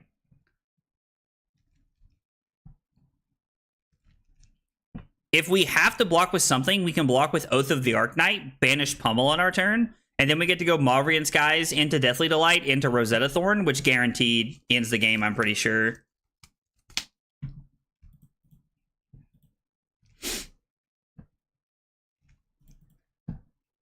We will take 4 here.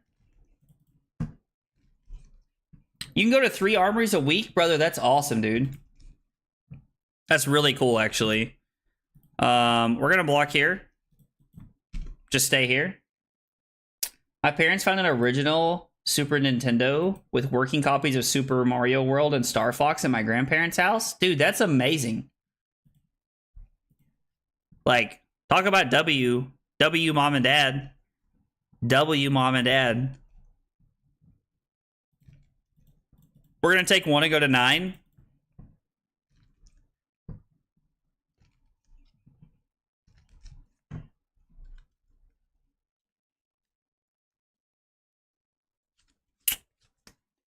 Just kidding.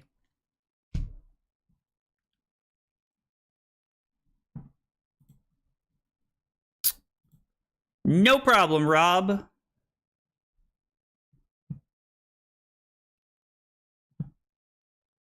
The most important thing is that we cannot go to 1 here. Like, if we go to 1, then we are in a really bad spot because we could just potentially die to the Deathly Well that's over here. Because we have no way to do what we want to do, right? Like, we can't make 3 rune chant tokens, I don't think. So yeah, we're just going to say no blocks. Go to 9. Activate Zen. Chase the tail for 5.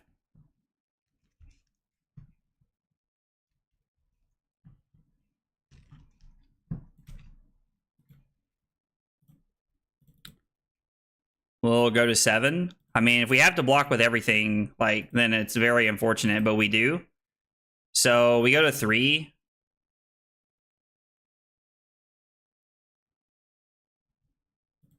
Man, it's crazy to think we might lose this game anyway.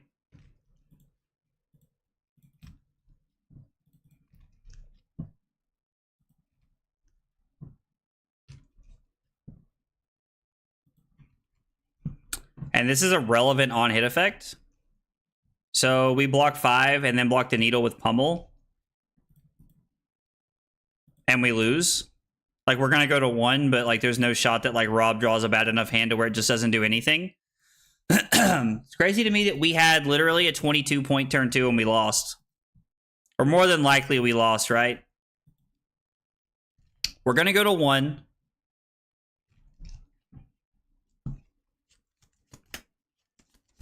And we drew a card that doesn't block. Oh, man.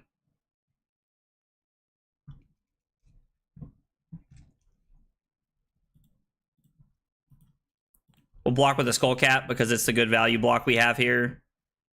There's not even a way for us to, like, turn on Rosetta Thorn this turn, which is very unfortunate.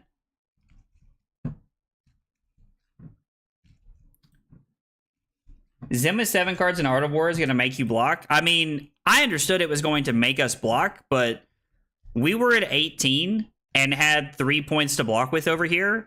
So, like, if we could have blocked 6, like, I mean, Rob's turn was, like, for almost 30 points without being able to search for a chi and only having 2 tigers in hand.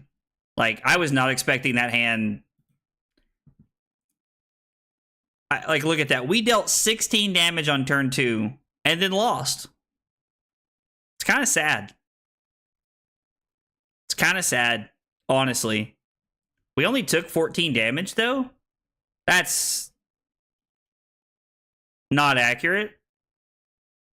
We were at 17 and we ended the turn at 2, which means, like, that's just literally not true. Yeah, this is, like, actually just wrong. Because we were at 18. Or no. That is right, because we took 1 to go to 17, then took 1 from Blood Debt. Yeah, so, I mean, it didn't matter, right? Like, even if we didn't take the Blood Debt life, like, we were still dead there, right? It just didn't matter. That's crazy. That is, like, absolutely ridiculous. If it got a ban, Blitz would be a pretty decent format. I mean, yeah, that was kind of crazy. Like, that was... The fact that you did that to me after I had a hand that took everything away from you was pretty stupid. Was pretty wild. Trent wants revenge. Trent wants revenge. Zen is a very fair and balanced deck. And I mean, to be fair, like, this is what, like, was doing to Nick last night, right? Like, this is, like, what we were doing against Nick last night. So, I assume we want Rosetta Thorn here. I don't know if this is a Carapace or a Husk matchup. He plays a lot of cards that, like, say can't be defended by equipment. So this could be a liability, but I think we're supposed to run it anyway. And I think we want Thorn. Like, I don't know when you want Flailing Grimoire Haunt over Thorn, but I think we want that. And I don't think this is a Hides matchup either. But yeah, I guess this is what it felt like last night when we were doing this to people. So, Sag. Man, going first would be insane here. We don't have anything worth a crap to, like, banish, but we can Arsenal the Mavrian Skies here, play the Runeblood incantation, and then, like, make a pretty sweet turn here.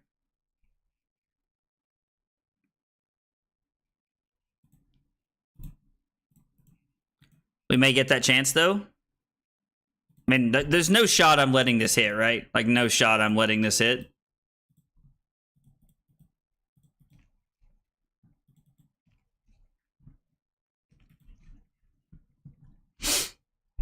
Okay, so we get to go Deathly Well, Envelop, Throw. There's no world where I can...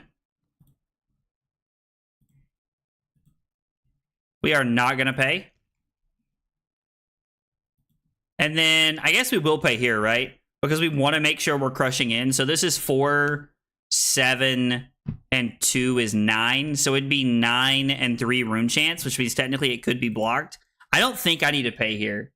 I I am going to like make a little bit of a greedy play here where I don't pay for Vynnset because I think we're going to be able to like get across here the way we want. But if not, we do get a little punished because I could go to 19 to just ensure that we end the turn with 2 rune chants. Yeah, my turn was really good. Like, my turn was actually really good, and you were just able to, like, still kill me. Was a big sadge for me. So this is 4 with no threat and a Von hit here.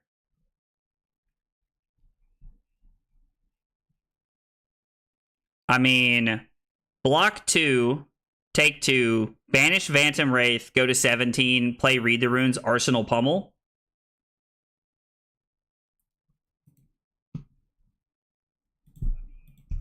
And then since we'll be at 17, we'll have the ability to use Skullcap efficiently the way we want.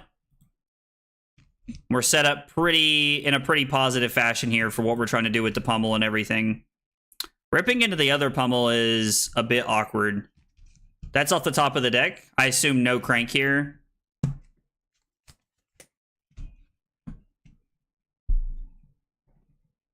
I was like, honestly, I'm probably going to give Husk here if that's what they do. The old Zen Smackaroony? Yeah, that was tough. I mean, this feels really clean.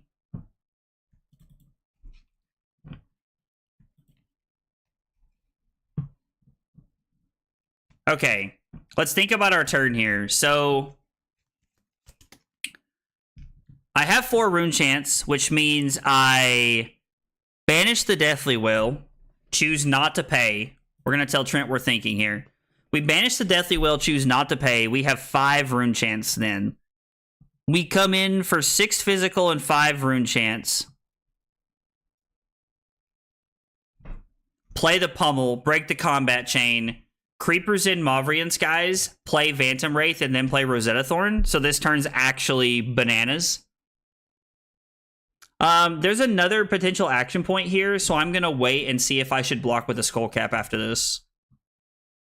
Also, whatever Trent throws at me like could change things here. We're going to block with a Skullcap for efficiency, because you never know. Like, you just never know.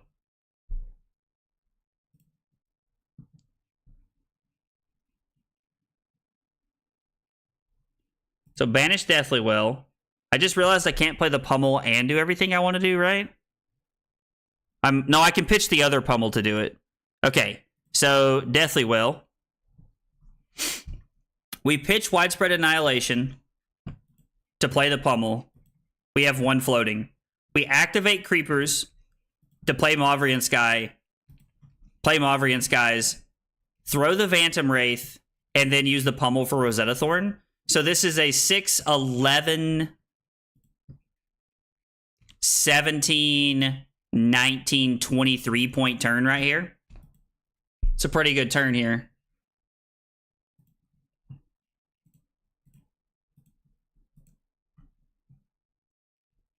Pummel in this just feels like abusive also. Absolutely abusive. Okay, so we activate Spellbound Creepers, play Mavrian Skies. We have to break the combat chain. Oh, I didn't lose a life, so I have to use Quill Hand here. But I think it's okay. Honestly, because like we're putting so much pressure on Trent right here. This is 6 on hit, make another rune chant.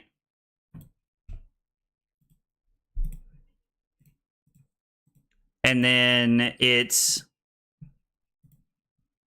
2 arcane and 2 physical, which means Trent has to give me both of his cards just to not die. Or no, I guess he can go to 1 and give me a card. That also works. And we're going to take 1. Uh-oh.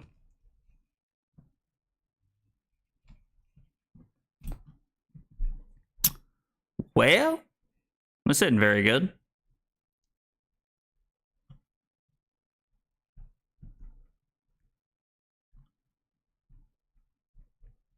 We're going to have 2 blood debts, so we're going to go 12 this turn. So it's possible it was better to actually leave Trent at 3 and then Arsenal the pummel. Because we would have 2 rune chants here.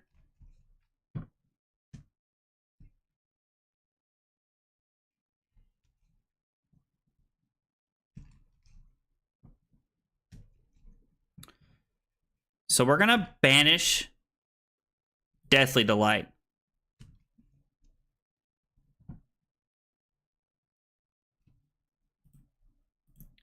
And then it's gonna be Phantom Wraith for 6 and 1. So that means he can give me 1 card from hand and stay at 1 here, and then I'm gonna go to 12. And we're probably just gonna block with the creepers this turn. We're gonna hope to draw something that makes some rune chance here.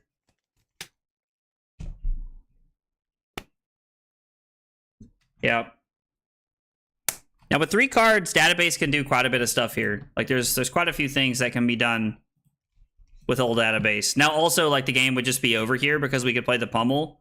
Or Trent could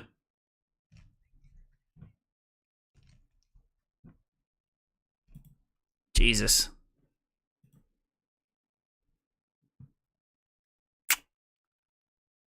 So there's like no way to continue to play things here. Man.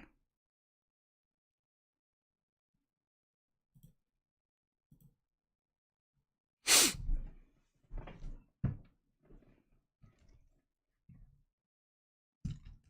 I block with this Deathly Will,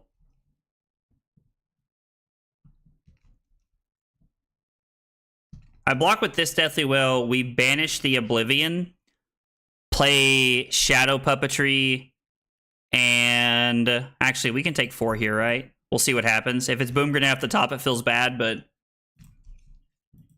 Hey, what's up, Blake? How are you, buddy? Yeah, I think we could just play from hand here.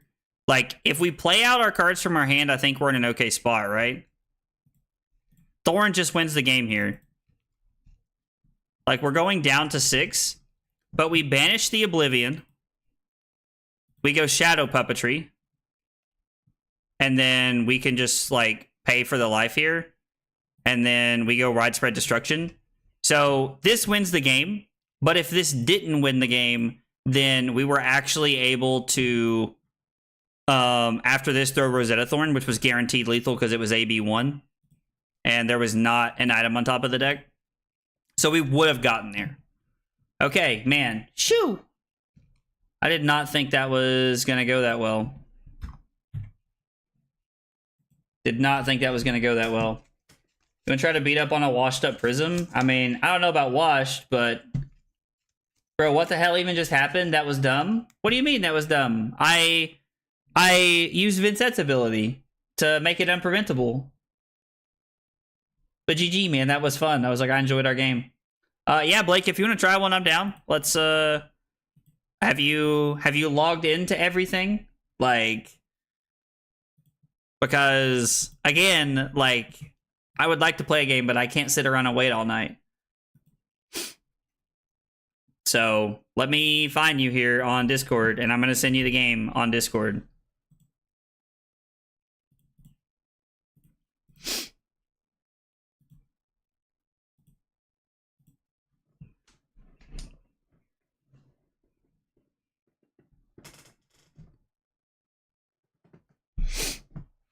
I don't really know what this feels like into Prism, honestly.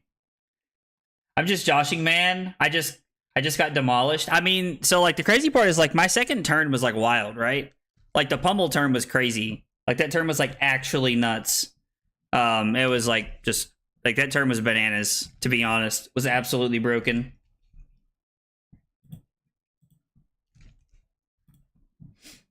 Blake, I sent you the game whenever you're ready, man. Also, guys, thanks for hanging out tonight. Appreciate you guys being here. A lot of things y'all could be doing on a Tuesday night. About said Wednesday, but it's not Wednesday yet. I didn't really get to do much. I mean, yeah, like my hand like took your whole hand away, like, and it was just like my second turn just like took your hand away, and there wasn't much to do after that. It was pretty crazy. It was pretty nuts. All right, against Prism, I think we want to go first. I think this is a Thorn matchup, probably Cop if I had to guess, Husk, and then I would say Creepers as well. Also, like I'm very intrigued because like I found this list online and like it's not playing Revel, and I don't know why. Like I don't know like why you wouldn't play Revel in a deck like this. Also, I haven't seen Putrid Strings one time. Like, literally not one time. All right, good luck, Blake, if you're still hanging out in the chat. If not, good luck anyway. Yeah, I really don't know why. Can someone tell me why we're not playing Revel in this deck? Like, is there a reason? I don't know. Like, I'm actually curious.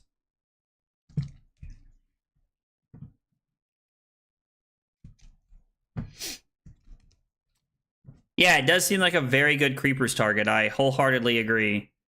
We're going to play Oath to make a Rune Chant, and we're going to pass to Blake.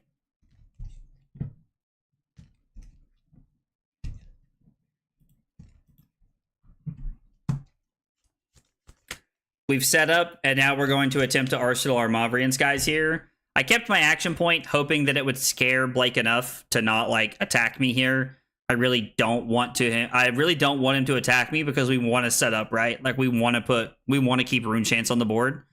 So I'm hoping he doesn't. Blake's also playing this the best way that you can. I think you want to play the new Prism and OG Luminaris, right? Like, I think that's the best way you can be doing it.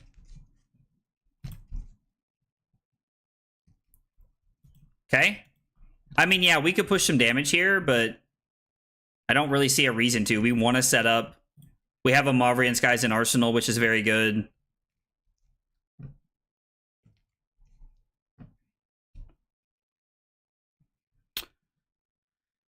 So banish Widespread Annihilation, play Envelop in Darkness, pitching to Deathly Will. Throw Phantom Wraith. Or I'm sorry. Throw Widespread Annihilation. We could also banish this, right? We could block this and pop. And then we could... If we pop with this... We have Husk and, like, a popper, right? Blake's going to activate Halo. I guess this isn't CC. You want to activate Halo whenever you can, right? Maybe the guy didn't have the card, or maybe it demanded to keep a whole 5-card hand. That's very possible that, like, it could just be, like, too many cards. I doubt it, though. Like, I mean, that could be why he did it, but I doubt that's, like... I don't think that's a good enough reason, but I definitely hear what you're saying, that, like, that would be... I could see that being a reason someone does that. Puts Figment of Triumph into play to play around, poppers. Oh, gotcha. He said he just drew the Erudition Figment.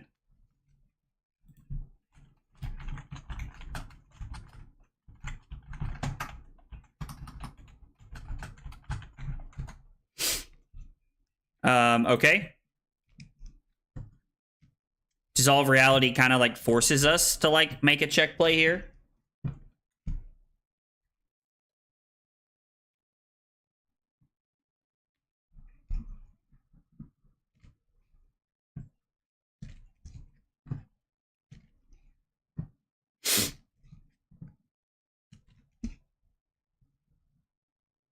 Okay.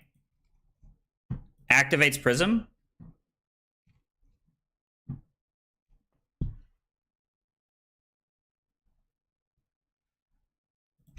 So I honestly think we're just going to take 4 here because we don't really care.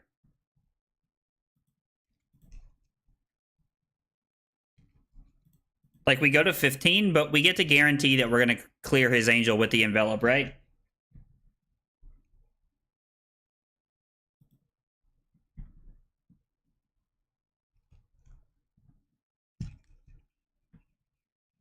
I think we get to do some pretty dumb stuff here. I think we want to use Deathly Will, though, right? Like, we want to use Deathly Will instead of Widespread Annihilation. I mean, getting a card out of his hand would be pretty good, but also, like, making Rune Chant tokens is very solid for our Phantom Wraith play next turn. Because there's no guarantee that we'll have any next turn, but we do have Quillhand to bail us out. So... let's go Deathly Will. We're going to pitch to play Envelop. We are going to pay a life for Vynnset, go to 14, which makes it to where his ward does nothing, which is fantastic. And then Deathly Will guarantees that we are getting the on-hit effect.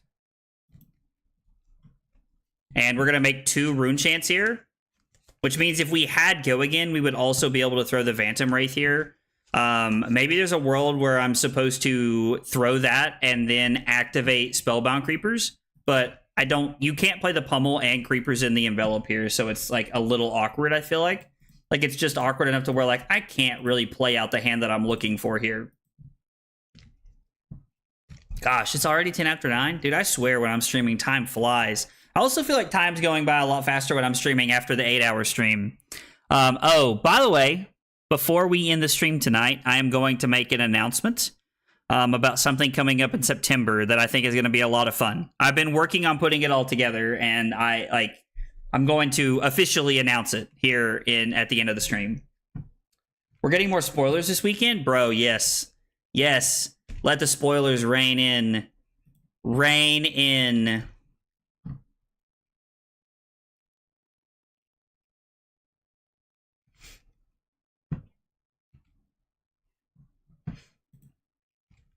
So we're just going to play the Pummel here. Take the value of, like, getting cards out of Blake's hand. We are at 14. Oh, we're going to block with the Husk here. Sorry, man, that was almost bad. That's at the on your turn. Thank God. So that would have been a, like, brutal mistake to make. And I do mean brutal. I mean, I could have given it last turn, but I don't know that I'm supposed to. The Sink Below is fine. He did put a card in the bottom of the deck. Currently taking 5, so Soul Shield would be like the one card that could like cover this up here.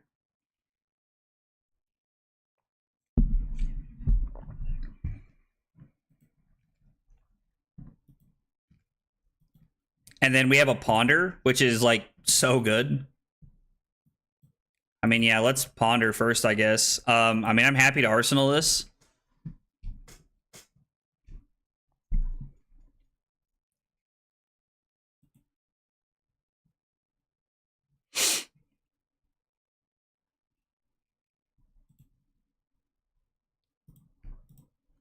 Now, do I want to throw this away, or do I want to throw the Read the Runes away? I'm just trying to think about here. Just get to the stream. You done with Arakni? Hey, what's up, man? Yeah, we streamed Arakni first, so we're on Vynnset now. We had a pretty good record with Arakni, though. We went 5-2. So let's think about our turn here. I'm going to tell Blake that we're thinking about our turn. So this costs 2. We have, what, 2 Rune Chants? I think we're supposed to crown away our Arsenal. Like, that's the gut feeling that I'm getting. I'm not doing all of the math just yet, but I think so. The hell are they smoking when they designed that Riptide card? Wait, what Riptide card? Are you talking about the one from earlier today? Is that the one you guys are talking about? Blake said, gosh, beat me faster. LOL. Like such a troll, I swear. Deathly Well. So if we banish Deathly Well, that'll give us 2 targets that we want.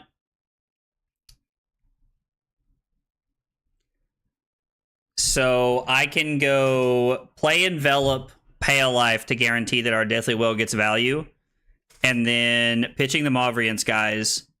And then I'll be able to break the combat chain, Creepers, Runeblood Incantation into play, throw Phantom Wraith. Arsenal to Read the Runes. I don't know how correct that is, but... So now this is for 6 and basically 3 Rune Chants, but one can't be, like, one of the 4 can't be prevented.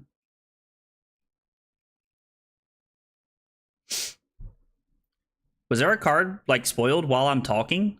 Or are we talking about the one from earlier that you guys were talking about in the spoiler reveal channel?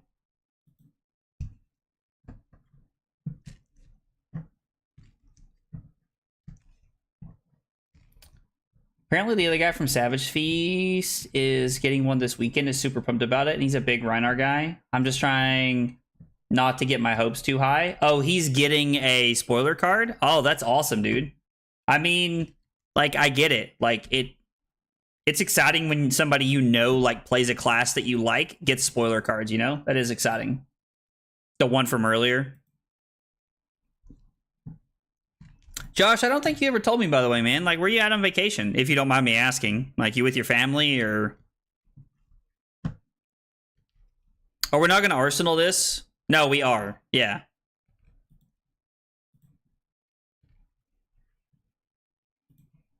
We're going to break the combat chain. We're going to activate Spellbound Creepers. I was like, I assumed that it went through with the click there. We're going to play Runeblood Incantation, and then we're going to come in for 6 physical and 2 more rune chants here. In Indiana? Bro.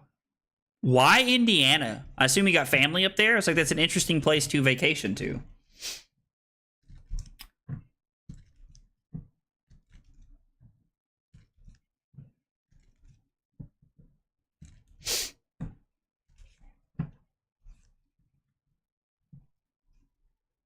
I assume Blake doesn't know to refresh the screen. We drive back tomorrow, effing 18 hours. Bro, 18 hours is tough. Pablo got like 19 with him. I mean, dude, like, Pablo did very well with Reinhardt to PT. I thought he was going to top 8. I honestly thought he was going to top 8 for a minute.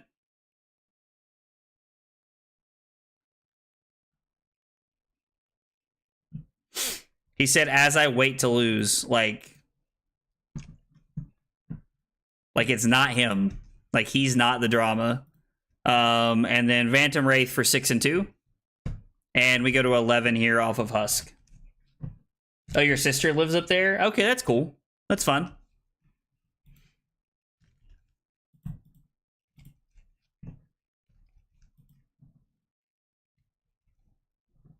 Yep. Now Blake's down to 2. We don't have any rune chants set up, but we do have Quill Hand and we have Incantation in play.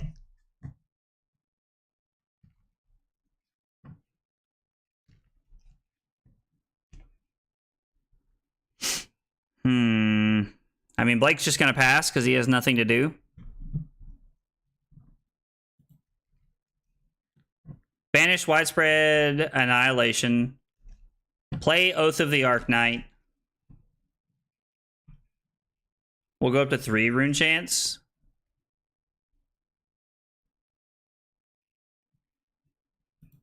Should probably just banish this, right?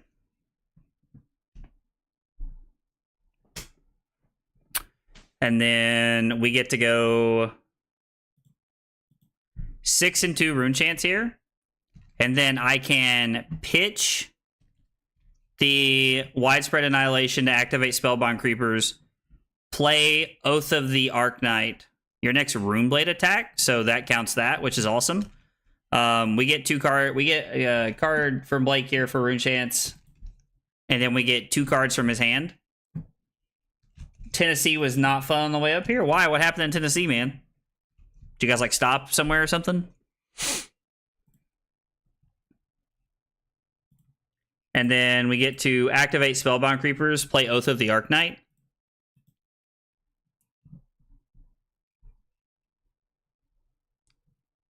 And then it's just physically impossible for Blake to stop all the damage. The rune chant, he blocks 1 of this, goes to 1, and then it's 3 physical from here. The fact that like Oath of the Arknight also pumps our Rosetta Thorn is kind of cool. Blake's just blocking to block for memes, I guess.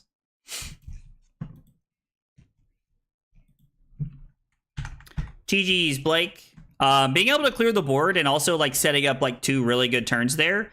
Like, we never had to use Quill Hand to like make the turns broken, and I think that's a big determining factor of like how Vynnset plays. When Vynnset is forced to use Quill Hand to play out games, I think it makes her consistency levels a lot worse as far as everything's concerned. So I think that's a big like step in like the deck doing well. He said, "You're the only 10 I see." That's right. Hey, what's up, Smurf? Dude, we had a crazy turn 2 hand against, like, we did 22 points to Zen on turn 2 earlier and died on, like, their turn 4, I think. Like, 2 turn cycles later. Live and die by Rune Chant setup? Yeah, it definitely feels that way. After rereading my messages, they came across a lot harsher than I meant them to. I was just trying to joke and feed into the whiny Ronnie thing. Oh. What heroes are you mostly interested in Rosetta? So Setsu, I'm going to be honest, I am like huge, like very excited about, is this a Husk matchup? Feels like it could be, I don't know. Maybe this is Carapace? I don't know, we'll leave in Husk and see what happens, I don't know. But I'm very excited to play Aurora. Like, Lightning Runeblade just seems awesome to me. I will be spending a lot of time tinkering with her and, like, trying to get the right card evaluation set up for sure. Yes, Smurf, I don't know what's beating Zen and Blitz. Like, Victor? I take that back. I played a Victor game earlier, and I did absolutely, like, rickroll, honestly.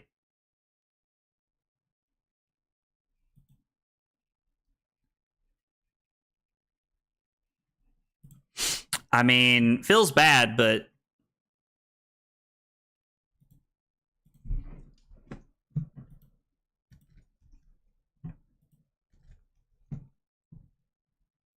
I guess we banish Deathly Well.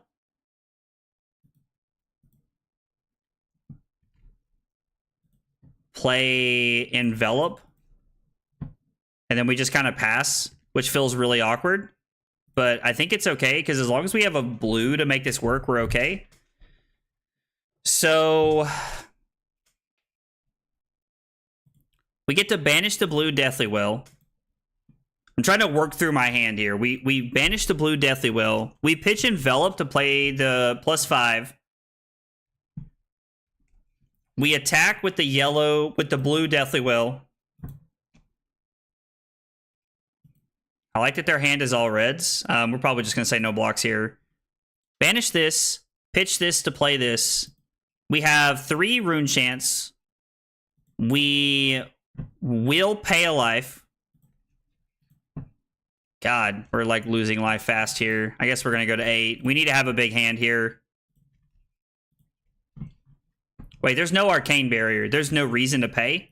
So we don't need to pay life. So we're going to go Putrid Strings. We are not going to pay for Vynnset since they have no Arcane Barrier.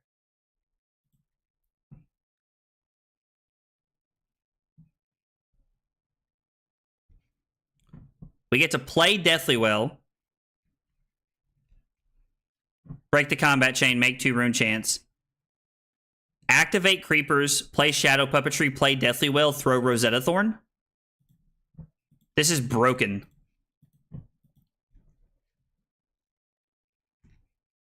I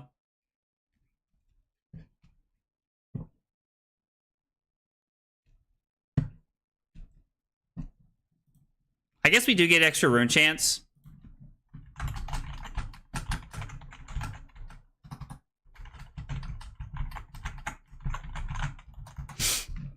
I'm going to ask if they care. We have one a couple of steps past that, so I always like to make sure, just to see if they care if we do this. Okay. So we're going to revert to the start of this turn. We're going to banish this. We will pay. So, I mean, I guess in my head, like, I guess we get multiple Rune Chants if we do it this way. And then we get to do it this way. So that we get to keep 2 Rune Chants. Makes sense. Yeah, getting the second Rune Chant is very important. Like said, C washed up. I mean, I definitely wouldn't call you washed, but like that game felt pretty good for me.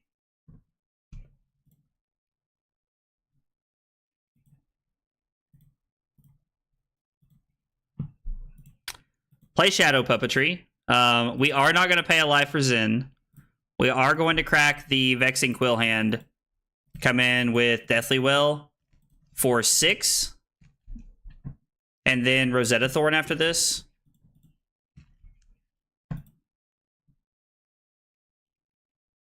No, we won't banish this.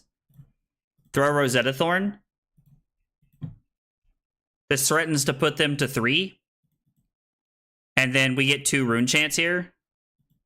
Which means we're literally looking to not die and keep 1 source of Arcane. So I can block with Oath, Runeblood Incantation. How many did he have? We got to see what modes he picks. I don't know. So he gets 4 modes here. Buff, go again, attack twice, and attack twice.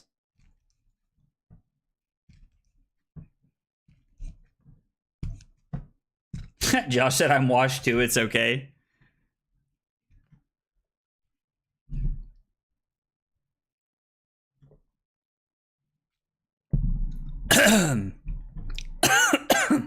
Excuse me.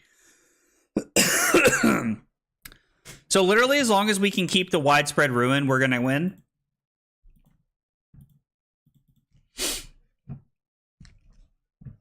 We just have to be able to keep the 1 card here.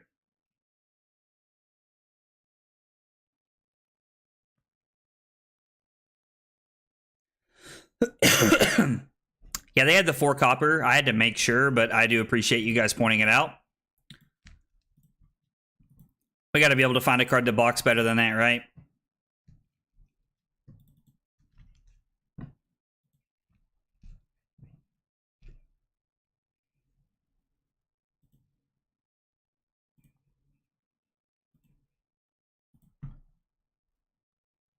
Take 1, go to 5.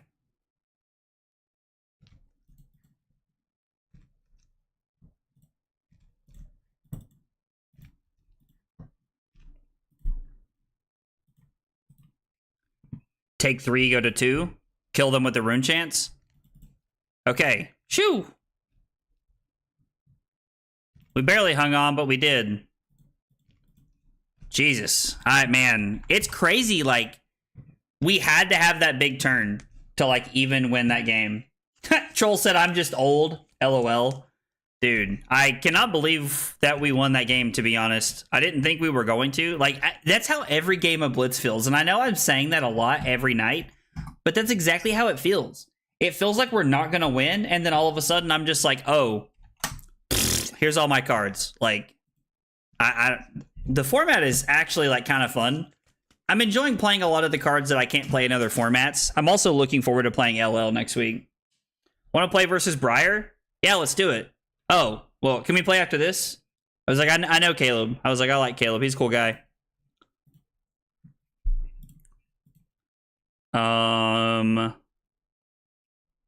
This is definitely a Husk matchup. I think we want Skullcap here. No, Skullcaps are probably just a ninja thing, right? Nah, I think we want Skullcap. Life matters here. Life matters. I would have liked to have went first. Yeah, Joel, do you want to play a game after this? I was like, I know Caleb from, I was like, he's in the Up Your Arsenal guys out of Ohio, I think. I think they're from Ohio. They might be from Indiana. I can't remember. They told me, but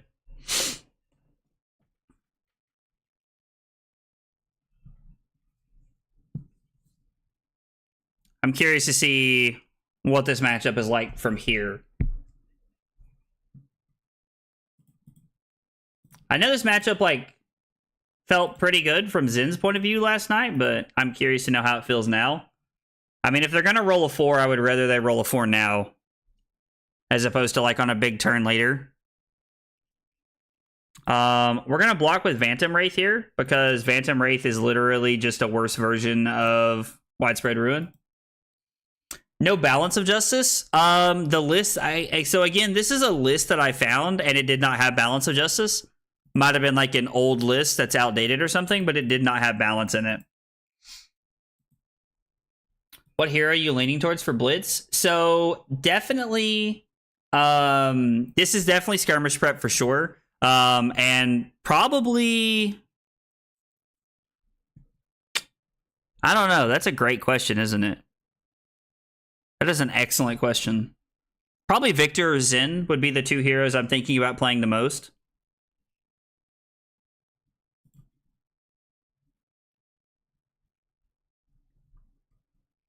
I could crack Vexing and then pummel this. I could also just throw this for 5. And we're getting the 1 rune chant back. So we have 1 rune chant and we have the pummel here. So thanks, man. I appreciate it. What is your preferred chapstick flavor? So this is just Carmex. Like there's no like flavor to it. It's just like regular Carmex. But I do get the strawberry one from now and then. Like every now and again, I like to mix it up, keep my body guessing, you know.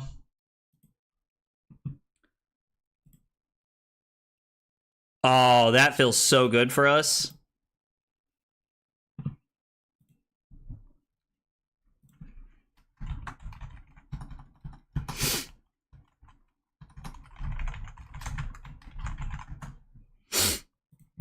That's like, I know that's a frustrating thing to have happen.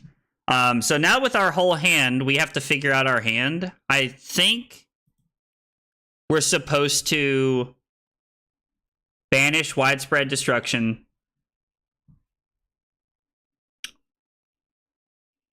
Play envelop.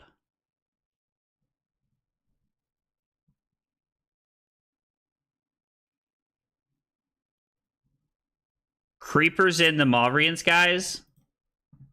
We're going to block Husk here, like, just assuredly. There's just no reason not to. So if we banish destruction,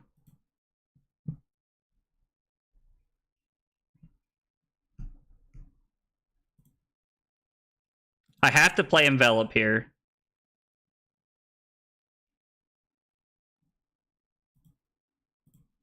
Which means I should just leave one of these over here, right? We should just play for the pummel.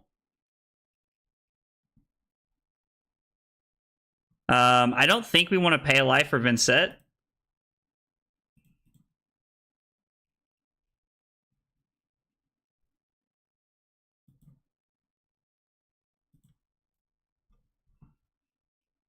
We're going to play Mauvrian Skies. Play Deathly Well. And then we're going to play Widespread Destruction. I think this is the best turn we have here. About LL format for skirmish. Any GLGS in your area? So we only have 1 skirmish in our area. And when I say in our area, I mean within like 3 hours of us, which is kind of interesting because like a lot of like our local stores, like normally within like a couple hours of us, get a lot, like we normally get 3 skirmishes and we got 1 this time around. And it's only Blitz this time. It is only Blitz this time. So there's no like insane... There's not going to be any LL skirmishes, sadly. I wish there was, Simper, but we're just looking to play. Oh, wow. Really? Have to say I didn't see that coming. Yeah, so we're going to pass, make 2 rune chants, which I guess is not the end of the world, right?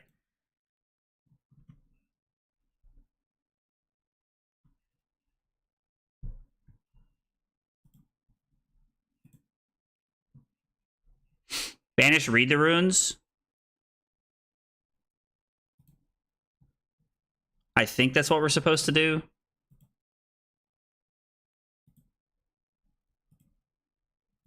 And then we're not going to pay life. There's no reason to here. It's weird because them playing the, like Caleb playing the Reckless here actually kind of worked out for us. And I do think I want a Puppetry. Like there might be some like rhyme or reason to Arsenal that here. But I think playing the Puppetry is good because it gives us the ability to... It gives us the ability to throw Thorn after this. I don't know. It was weird because I wanted the pummel to hit last turn, but it also wasn't terrible. What does your skirmish situation look like, Simper? Yeah, so if we would have been able to pummel one into the other last turn, Troll, that would have been insane, right? Like, that would have been such a good turn for us. It was suspicious when he full blocked, kind of made me think he had the D-React. I honestly live in a world where most of the time I'm never really playing around that card. I definitely understand why you should, but, like, unless it's like the concept of, like, me going to 2 to die to it, I never really play around Reckless Swing. I'm also intrigued that Kayla was playing Tear Limb from Limb.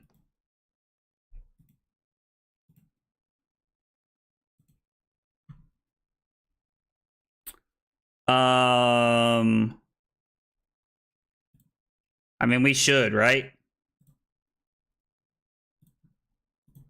We're going to get rid of his arsenal, and then we're going to throw Rosetta Thorn for 2 and 2.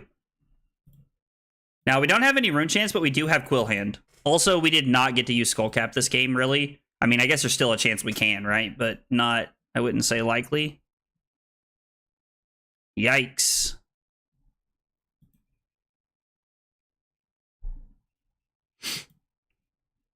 Well, thank God we have the, thank God we banished that Widespread Ruin, right? I mean, I guess we just have it in hand, so it wouldn't be the end of the world. So we banish...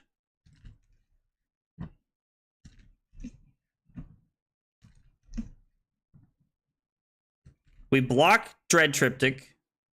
No, we can't block with anything here.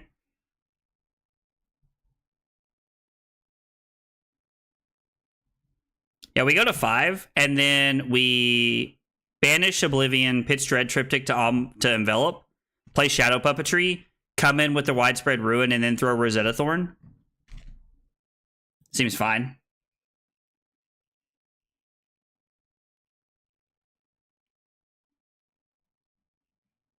Banish Envelop. Banish Envelop, play Puppetry, and then I guess you're trying to play the Dread Triptych after that, which is, like, cool. Like, that's a good card, but I don't... Like, he has Fleshbag up, right? Unless there's, like, a different line I'm not seeing here. We're not going to pay for Vynnset. We are going to play the Puppetry. Yeah, I'm curious. I don't really like that line, to be honest, Troll. Especially with him having Fleshbag up, right?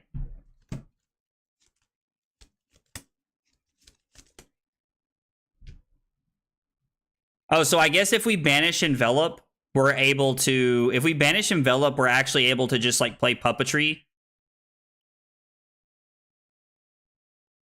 We're able to play Dread Triptych and then activate Creepers, play Puppetry, and then do that with Go Again and then Thorn. Yeah, I see the line now.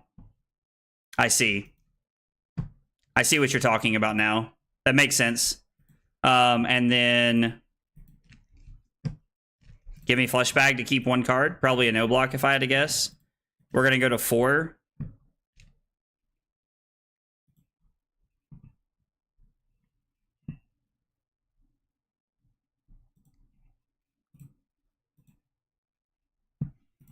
Play Mauvrion Skies, and then play Widespread Destruction. Now, the Rune Chance kill Caleb here.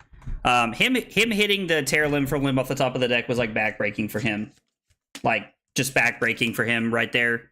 That was, like, a really bad position to be in. That's probably a completely different game if Caleb's able to play his entire turn out right there. Yeah, Vexing would have won the turn before that. Oh, because he went to 1 off the Arcane? Yeah. So we missed it by...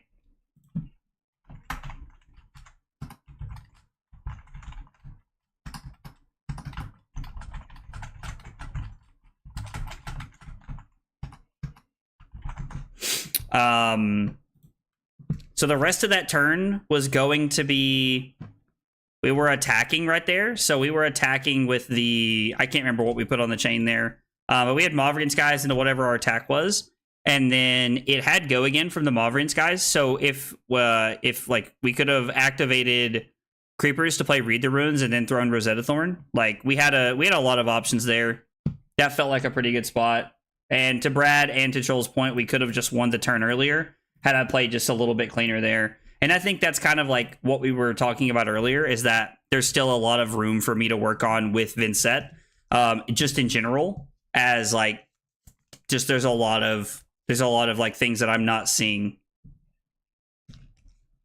Hey, let's go. It's Troll. Troll, yes. I'm glad you joined the game, man. But another 5 events within 2 hours driving distance. At least 4 events within an hour and 3 Blitz and 1 LL. Dude, that's awesome, man. I'm glad that you have so many events close to you, brother. That's awesome. I'm glad to hear that, honestly. I like Husk because Briar plays Channel Mount Heroic. We're going to run Crown of Providence this game. I don't know how accurate that is, but we're going to play Cop this game.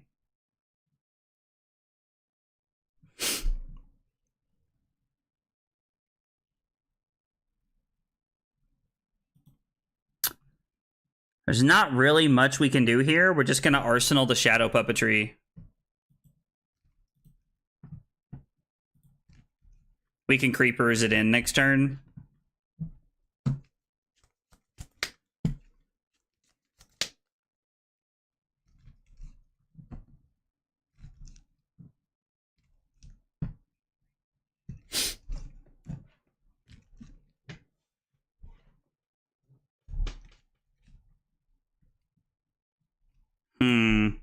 Cash in on turn 0 is pretty good. I mean, we can block with Widespread Ruin and Deathly Well, and then we can banish the Deathly Well. We can play Puppetry. Crack Quill Hand. We will pay.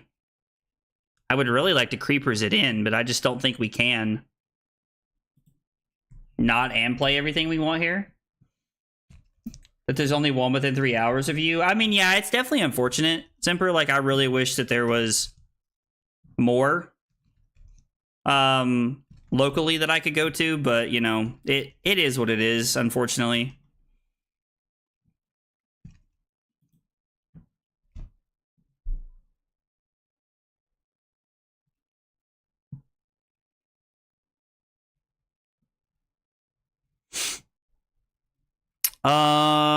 We will take the 1. Now, this does give them an embodiment, which is a little awkward, but...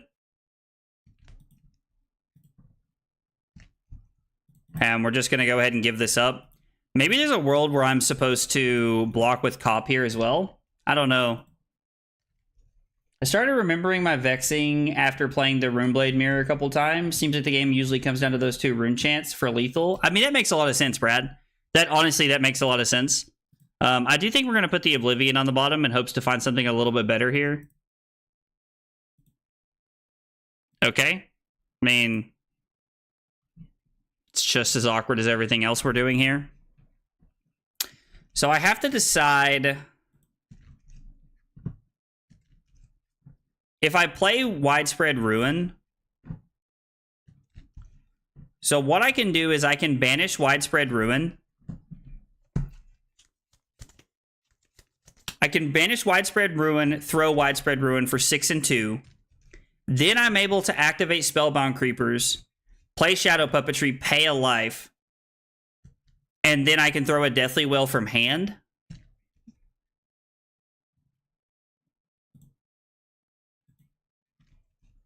I'm still leaving that Widespread Destruction over there, which is a little awkward. I guess I could Quill Hand after that to throw it, which is actually kind of broken, right?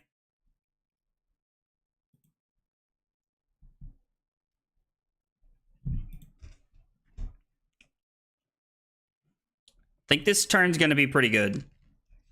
I think this turn's actually a lot better than I think it is.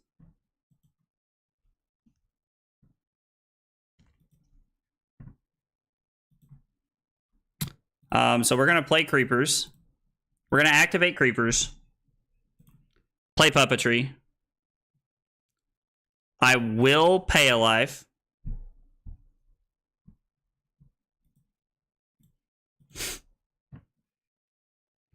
Seven go again.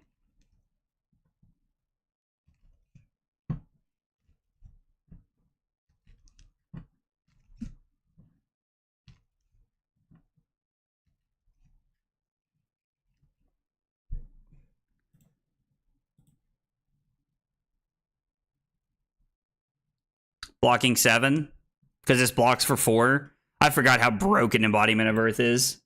Forgot how broken Embodiment of Earth is. And then we use Quill Hand to make 4 rune chants. And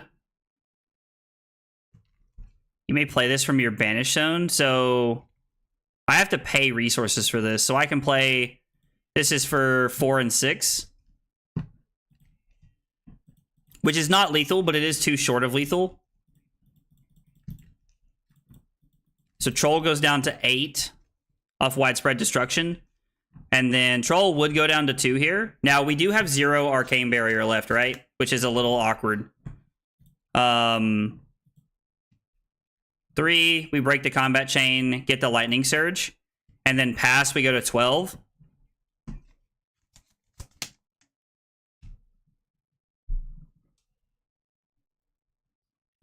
and we don't have a way to do anything.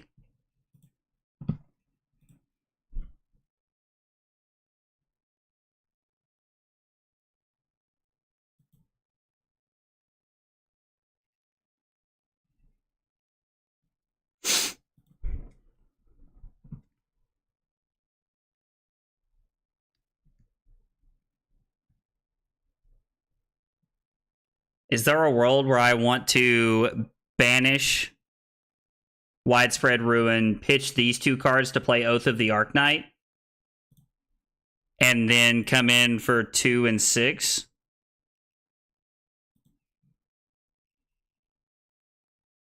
Where is it? This is a really awkward hand. Like, this feels very, very awkward. We also have, I mean, it gets +2, so it would be 7 and 2 rune chance. But we would go down to 5 here, and then we would go to 1, which would mean we're dead to any source of Arcane next turn. Can we have a ban on people on Talishar that whenever someone join... Oh, you're saying that people keep leaving when you try to play, like, Kano games, Caleb? Yeah, I know that that can be frustrating for a lot, like, for you. I know that can be frustrating. Yeah, I think we're just about to pitch these to play this, and... if one of these other reds was a blue, this hand is, like, pretty good, but unfortunately it's really awkward. The Embodiment of Earth does, like, give him a lot of value as well. And then this is Thorn for 2 and 2. So we're going to go down to 2 because we have to make this hand work. And then... oh, I did not think about this. We're actually just dead to the Blood Debt.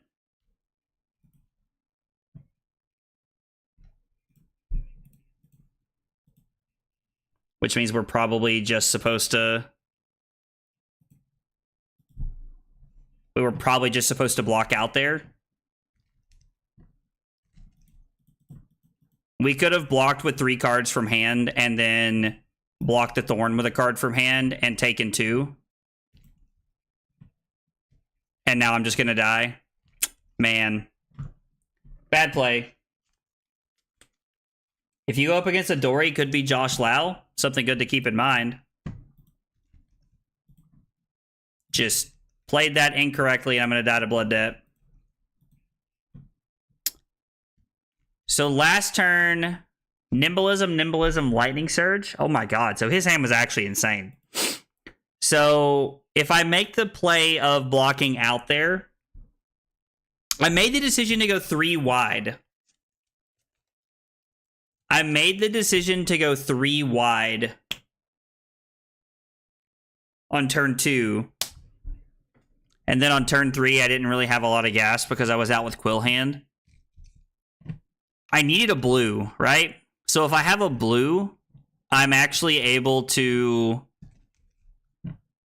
pitch the blue. I'm actually able to throw my... my hand has put me to 2. And then from there... on my turn, I don't block with creepers, so I actually go down to 1, and then I'm able to, if I have another blue in my hand, this is if I have another blue, I'm able to banish the Widespread Ruin like I did, pitch a blue to play the, whatever I played, I can't remember, Oath of the Arknight, come in for 7 and 2, or no, I'm sorry, I would have came in for, no, I would have had to have played it that way, so another blue didn't really save me, right? Because I can't attack and play creepers. I have to attack first. So the blue would have let me play the Oath of the Arknight. So I would have blocked with an extra card. I would have been able to block with 1 card, banish a card from my hand, and then play Oath of the Arknight. And so I would have been... I would have blocked with creepers and a card, so instead of being at 2, I would have been at 5, and I would have thrown the same hand, and I would have went to 3, and Troll would have got to have keep a snatch, and we would have drawn into these cards, which means I was probably just going to lose the game. Yeah, I don't know. I don't know how that could have panned out better for me. I don't know. Felt like we were going to win that game for a second, and then we just didn't. I don't know. I'm trying to think through the whole game, and I don't know. Thoughts about the new Rosetta heroes? Which one are you most interested in trying? So I think, like, honestly, the new set looks really cool and, like, has some, like, really cool, like, ideas and, like, concepts and things in general that you can try. But I'm really looking at Aurora Semper. I think Aurora is going to be really cool. I'm actually super excited to see how she plays and how she feels in general. I'm going to go with Crown of Providence because obviously I have forgotten how to use Skullcap effectively.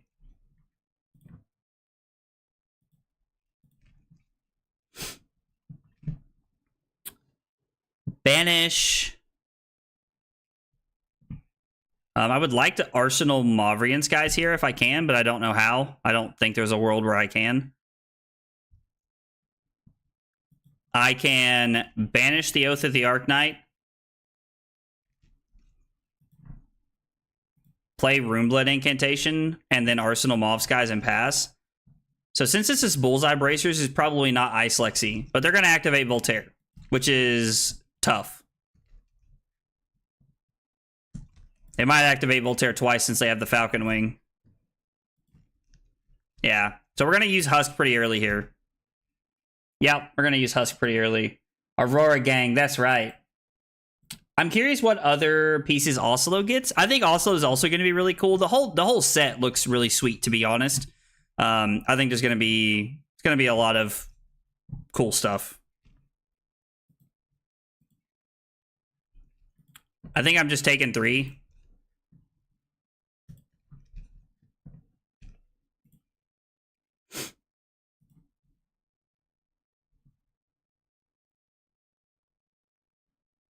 Not being able to banish an attack on turn 0 was like actually kind of awkward.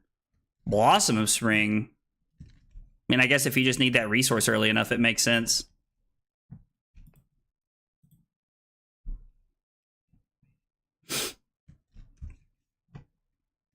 Trying to think about how my hand plays out here. I could just be blocking with these cards and the Runeblood Incantation and then just banishing Widespread Destruction. Banishes a card from their arsenal. So it could be, we could be playing Mavrian Skies. I could also block Deathly Well, Deathly Delight, and then I could keep the Runeblood Incantation to play out the play out Rosetta Thorn as well. With Incantation to play, it doesn't seem bad. But Florian is money. I mean, Florian, like, honestly, every new hero is going to be cool. I actually very strongly stand by that statement. But this matchup is atrocious for Briar. This matchup, like, against Lexi, you mean, Brad? Because I could see that. Especially if it's, like, Ice Lexi, I could see this being a very hard, very taxing matchup. Lexi's very powerful. I honestly love that my opponent was forced to pitch a red there.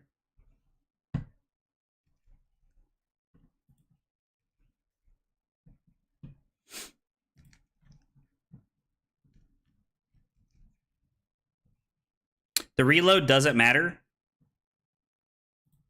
So let's take 1. The reload is actually irrelevant.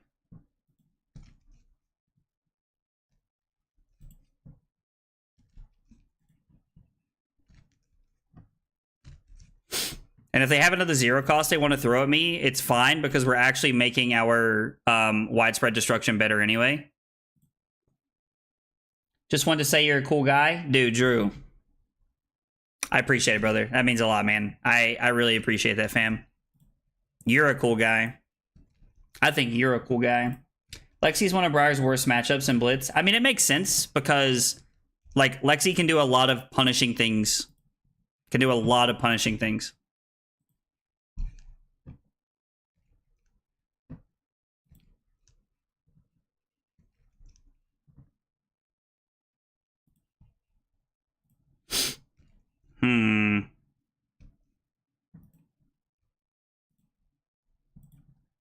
We're going to crown away the Mavrian Skies and try to find, like, an attack here.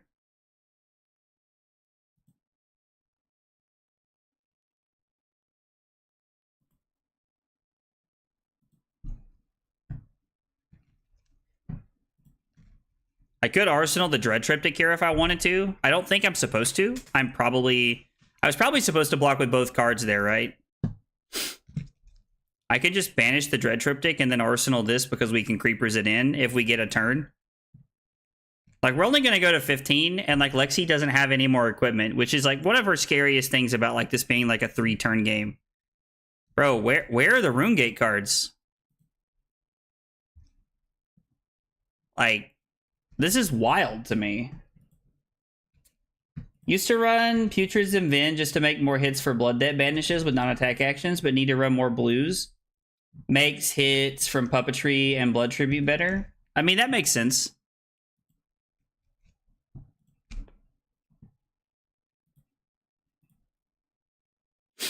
Okay.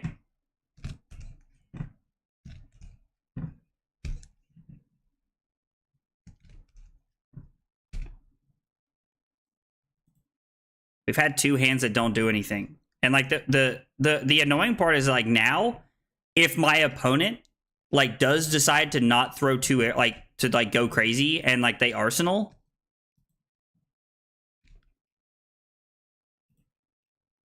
Yeah, now they're going to set up a 6-card hand, and, like, I don't have anything to do. Like, this sucks.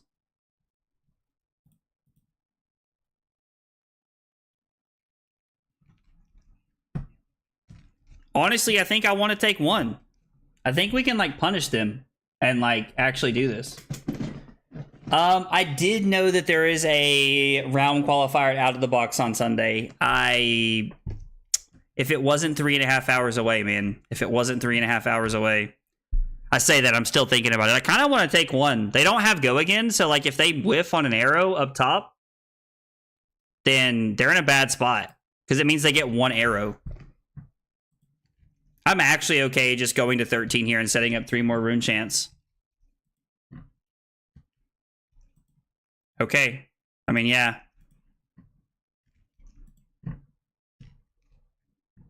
Please let it be bad. Please let this be bad for them. I mean, that's pretty bad. They don't have any way to give this go again. So they're going to throw 1 arrow at me and pass. Okay, I drew something to do, like, at least. So, you know, there's that. Also, if you have exactly 6 rune chants, I'm reading this card because it matters now. You have Runeblade hand. Are you going to be playing Drew on Sunday? I don't think I can. I don't know that I would. What format is it? I say that and then I'm asking all these questions. Why are you asking all them questions?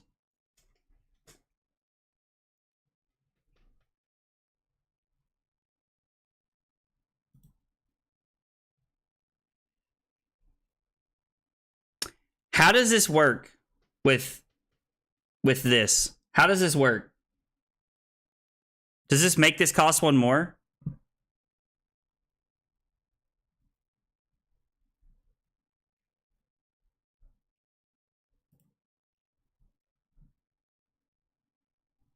It works not in your favor. Roger that.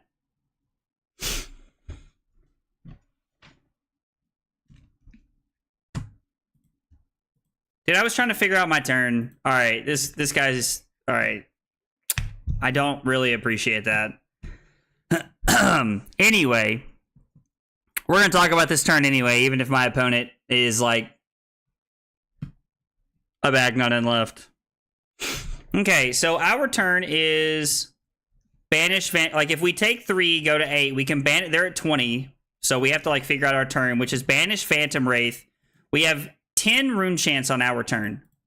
Okay, I can't make this go back down, but we have 10 rune chants. I get to play Runeblood Incantation. No, I'm sorry, I lied. We're going to throw this. We're just going to throw this for... It's going to be 9 rune chants. So 9 and 6. Activate Creepers. Play Runeblood Incantation. Throw Rosetta Thorn. So it's literally for 19 points and we Arsenal Envelop. Go to 7.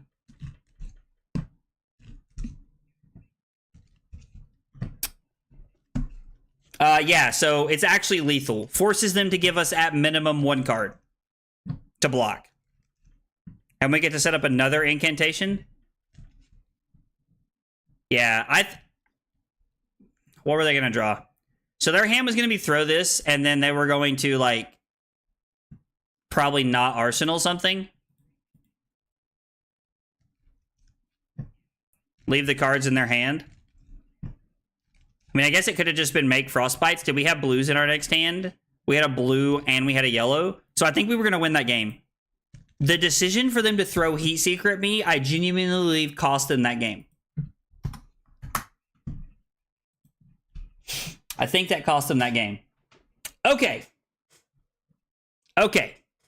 Announcement time. Let's talk about this, because this is something that Carly and I have been talking about for a little bit now, and I've been trying to figure this out.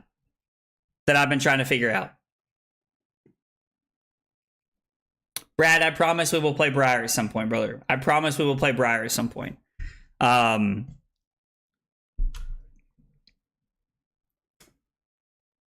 In September, I'm going to do a 24-hour stream. The 24-hour, it's going to be 24 hours of, I mean, there'll probably be like Fortnite and stuff mixed in, but it's going to be mostly Flesh and Blood for 24 straight hours. Like, no sleep, no nothing, just 24 straight hours. And there's going to be giveaways across the entire stream. Right now, the amount of dollars that I am looking at using for a giveaway is like right over $1,000 worth of stuff. Now, we'd start the stream with a giveaway, and then we'd have a giveaway every 4 hours. And then there's going to be giveaways like based on the amount of people that like subscribe or become members, and like we add stuff to it. And then there's also like I'm calling it the Elite Package, is what I've named it in my little like spreadsheet I'm using. But it's quite literally,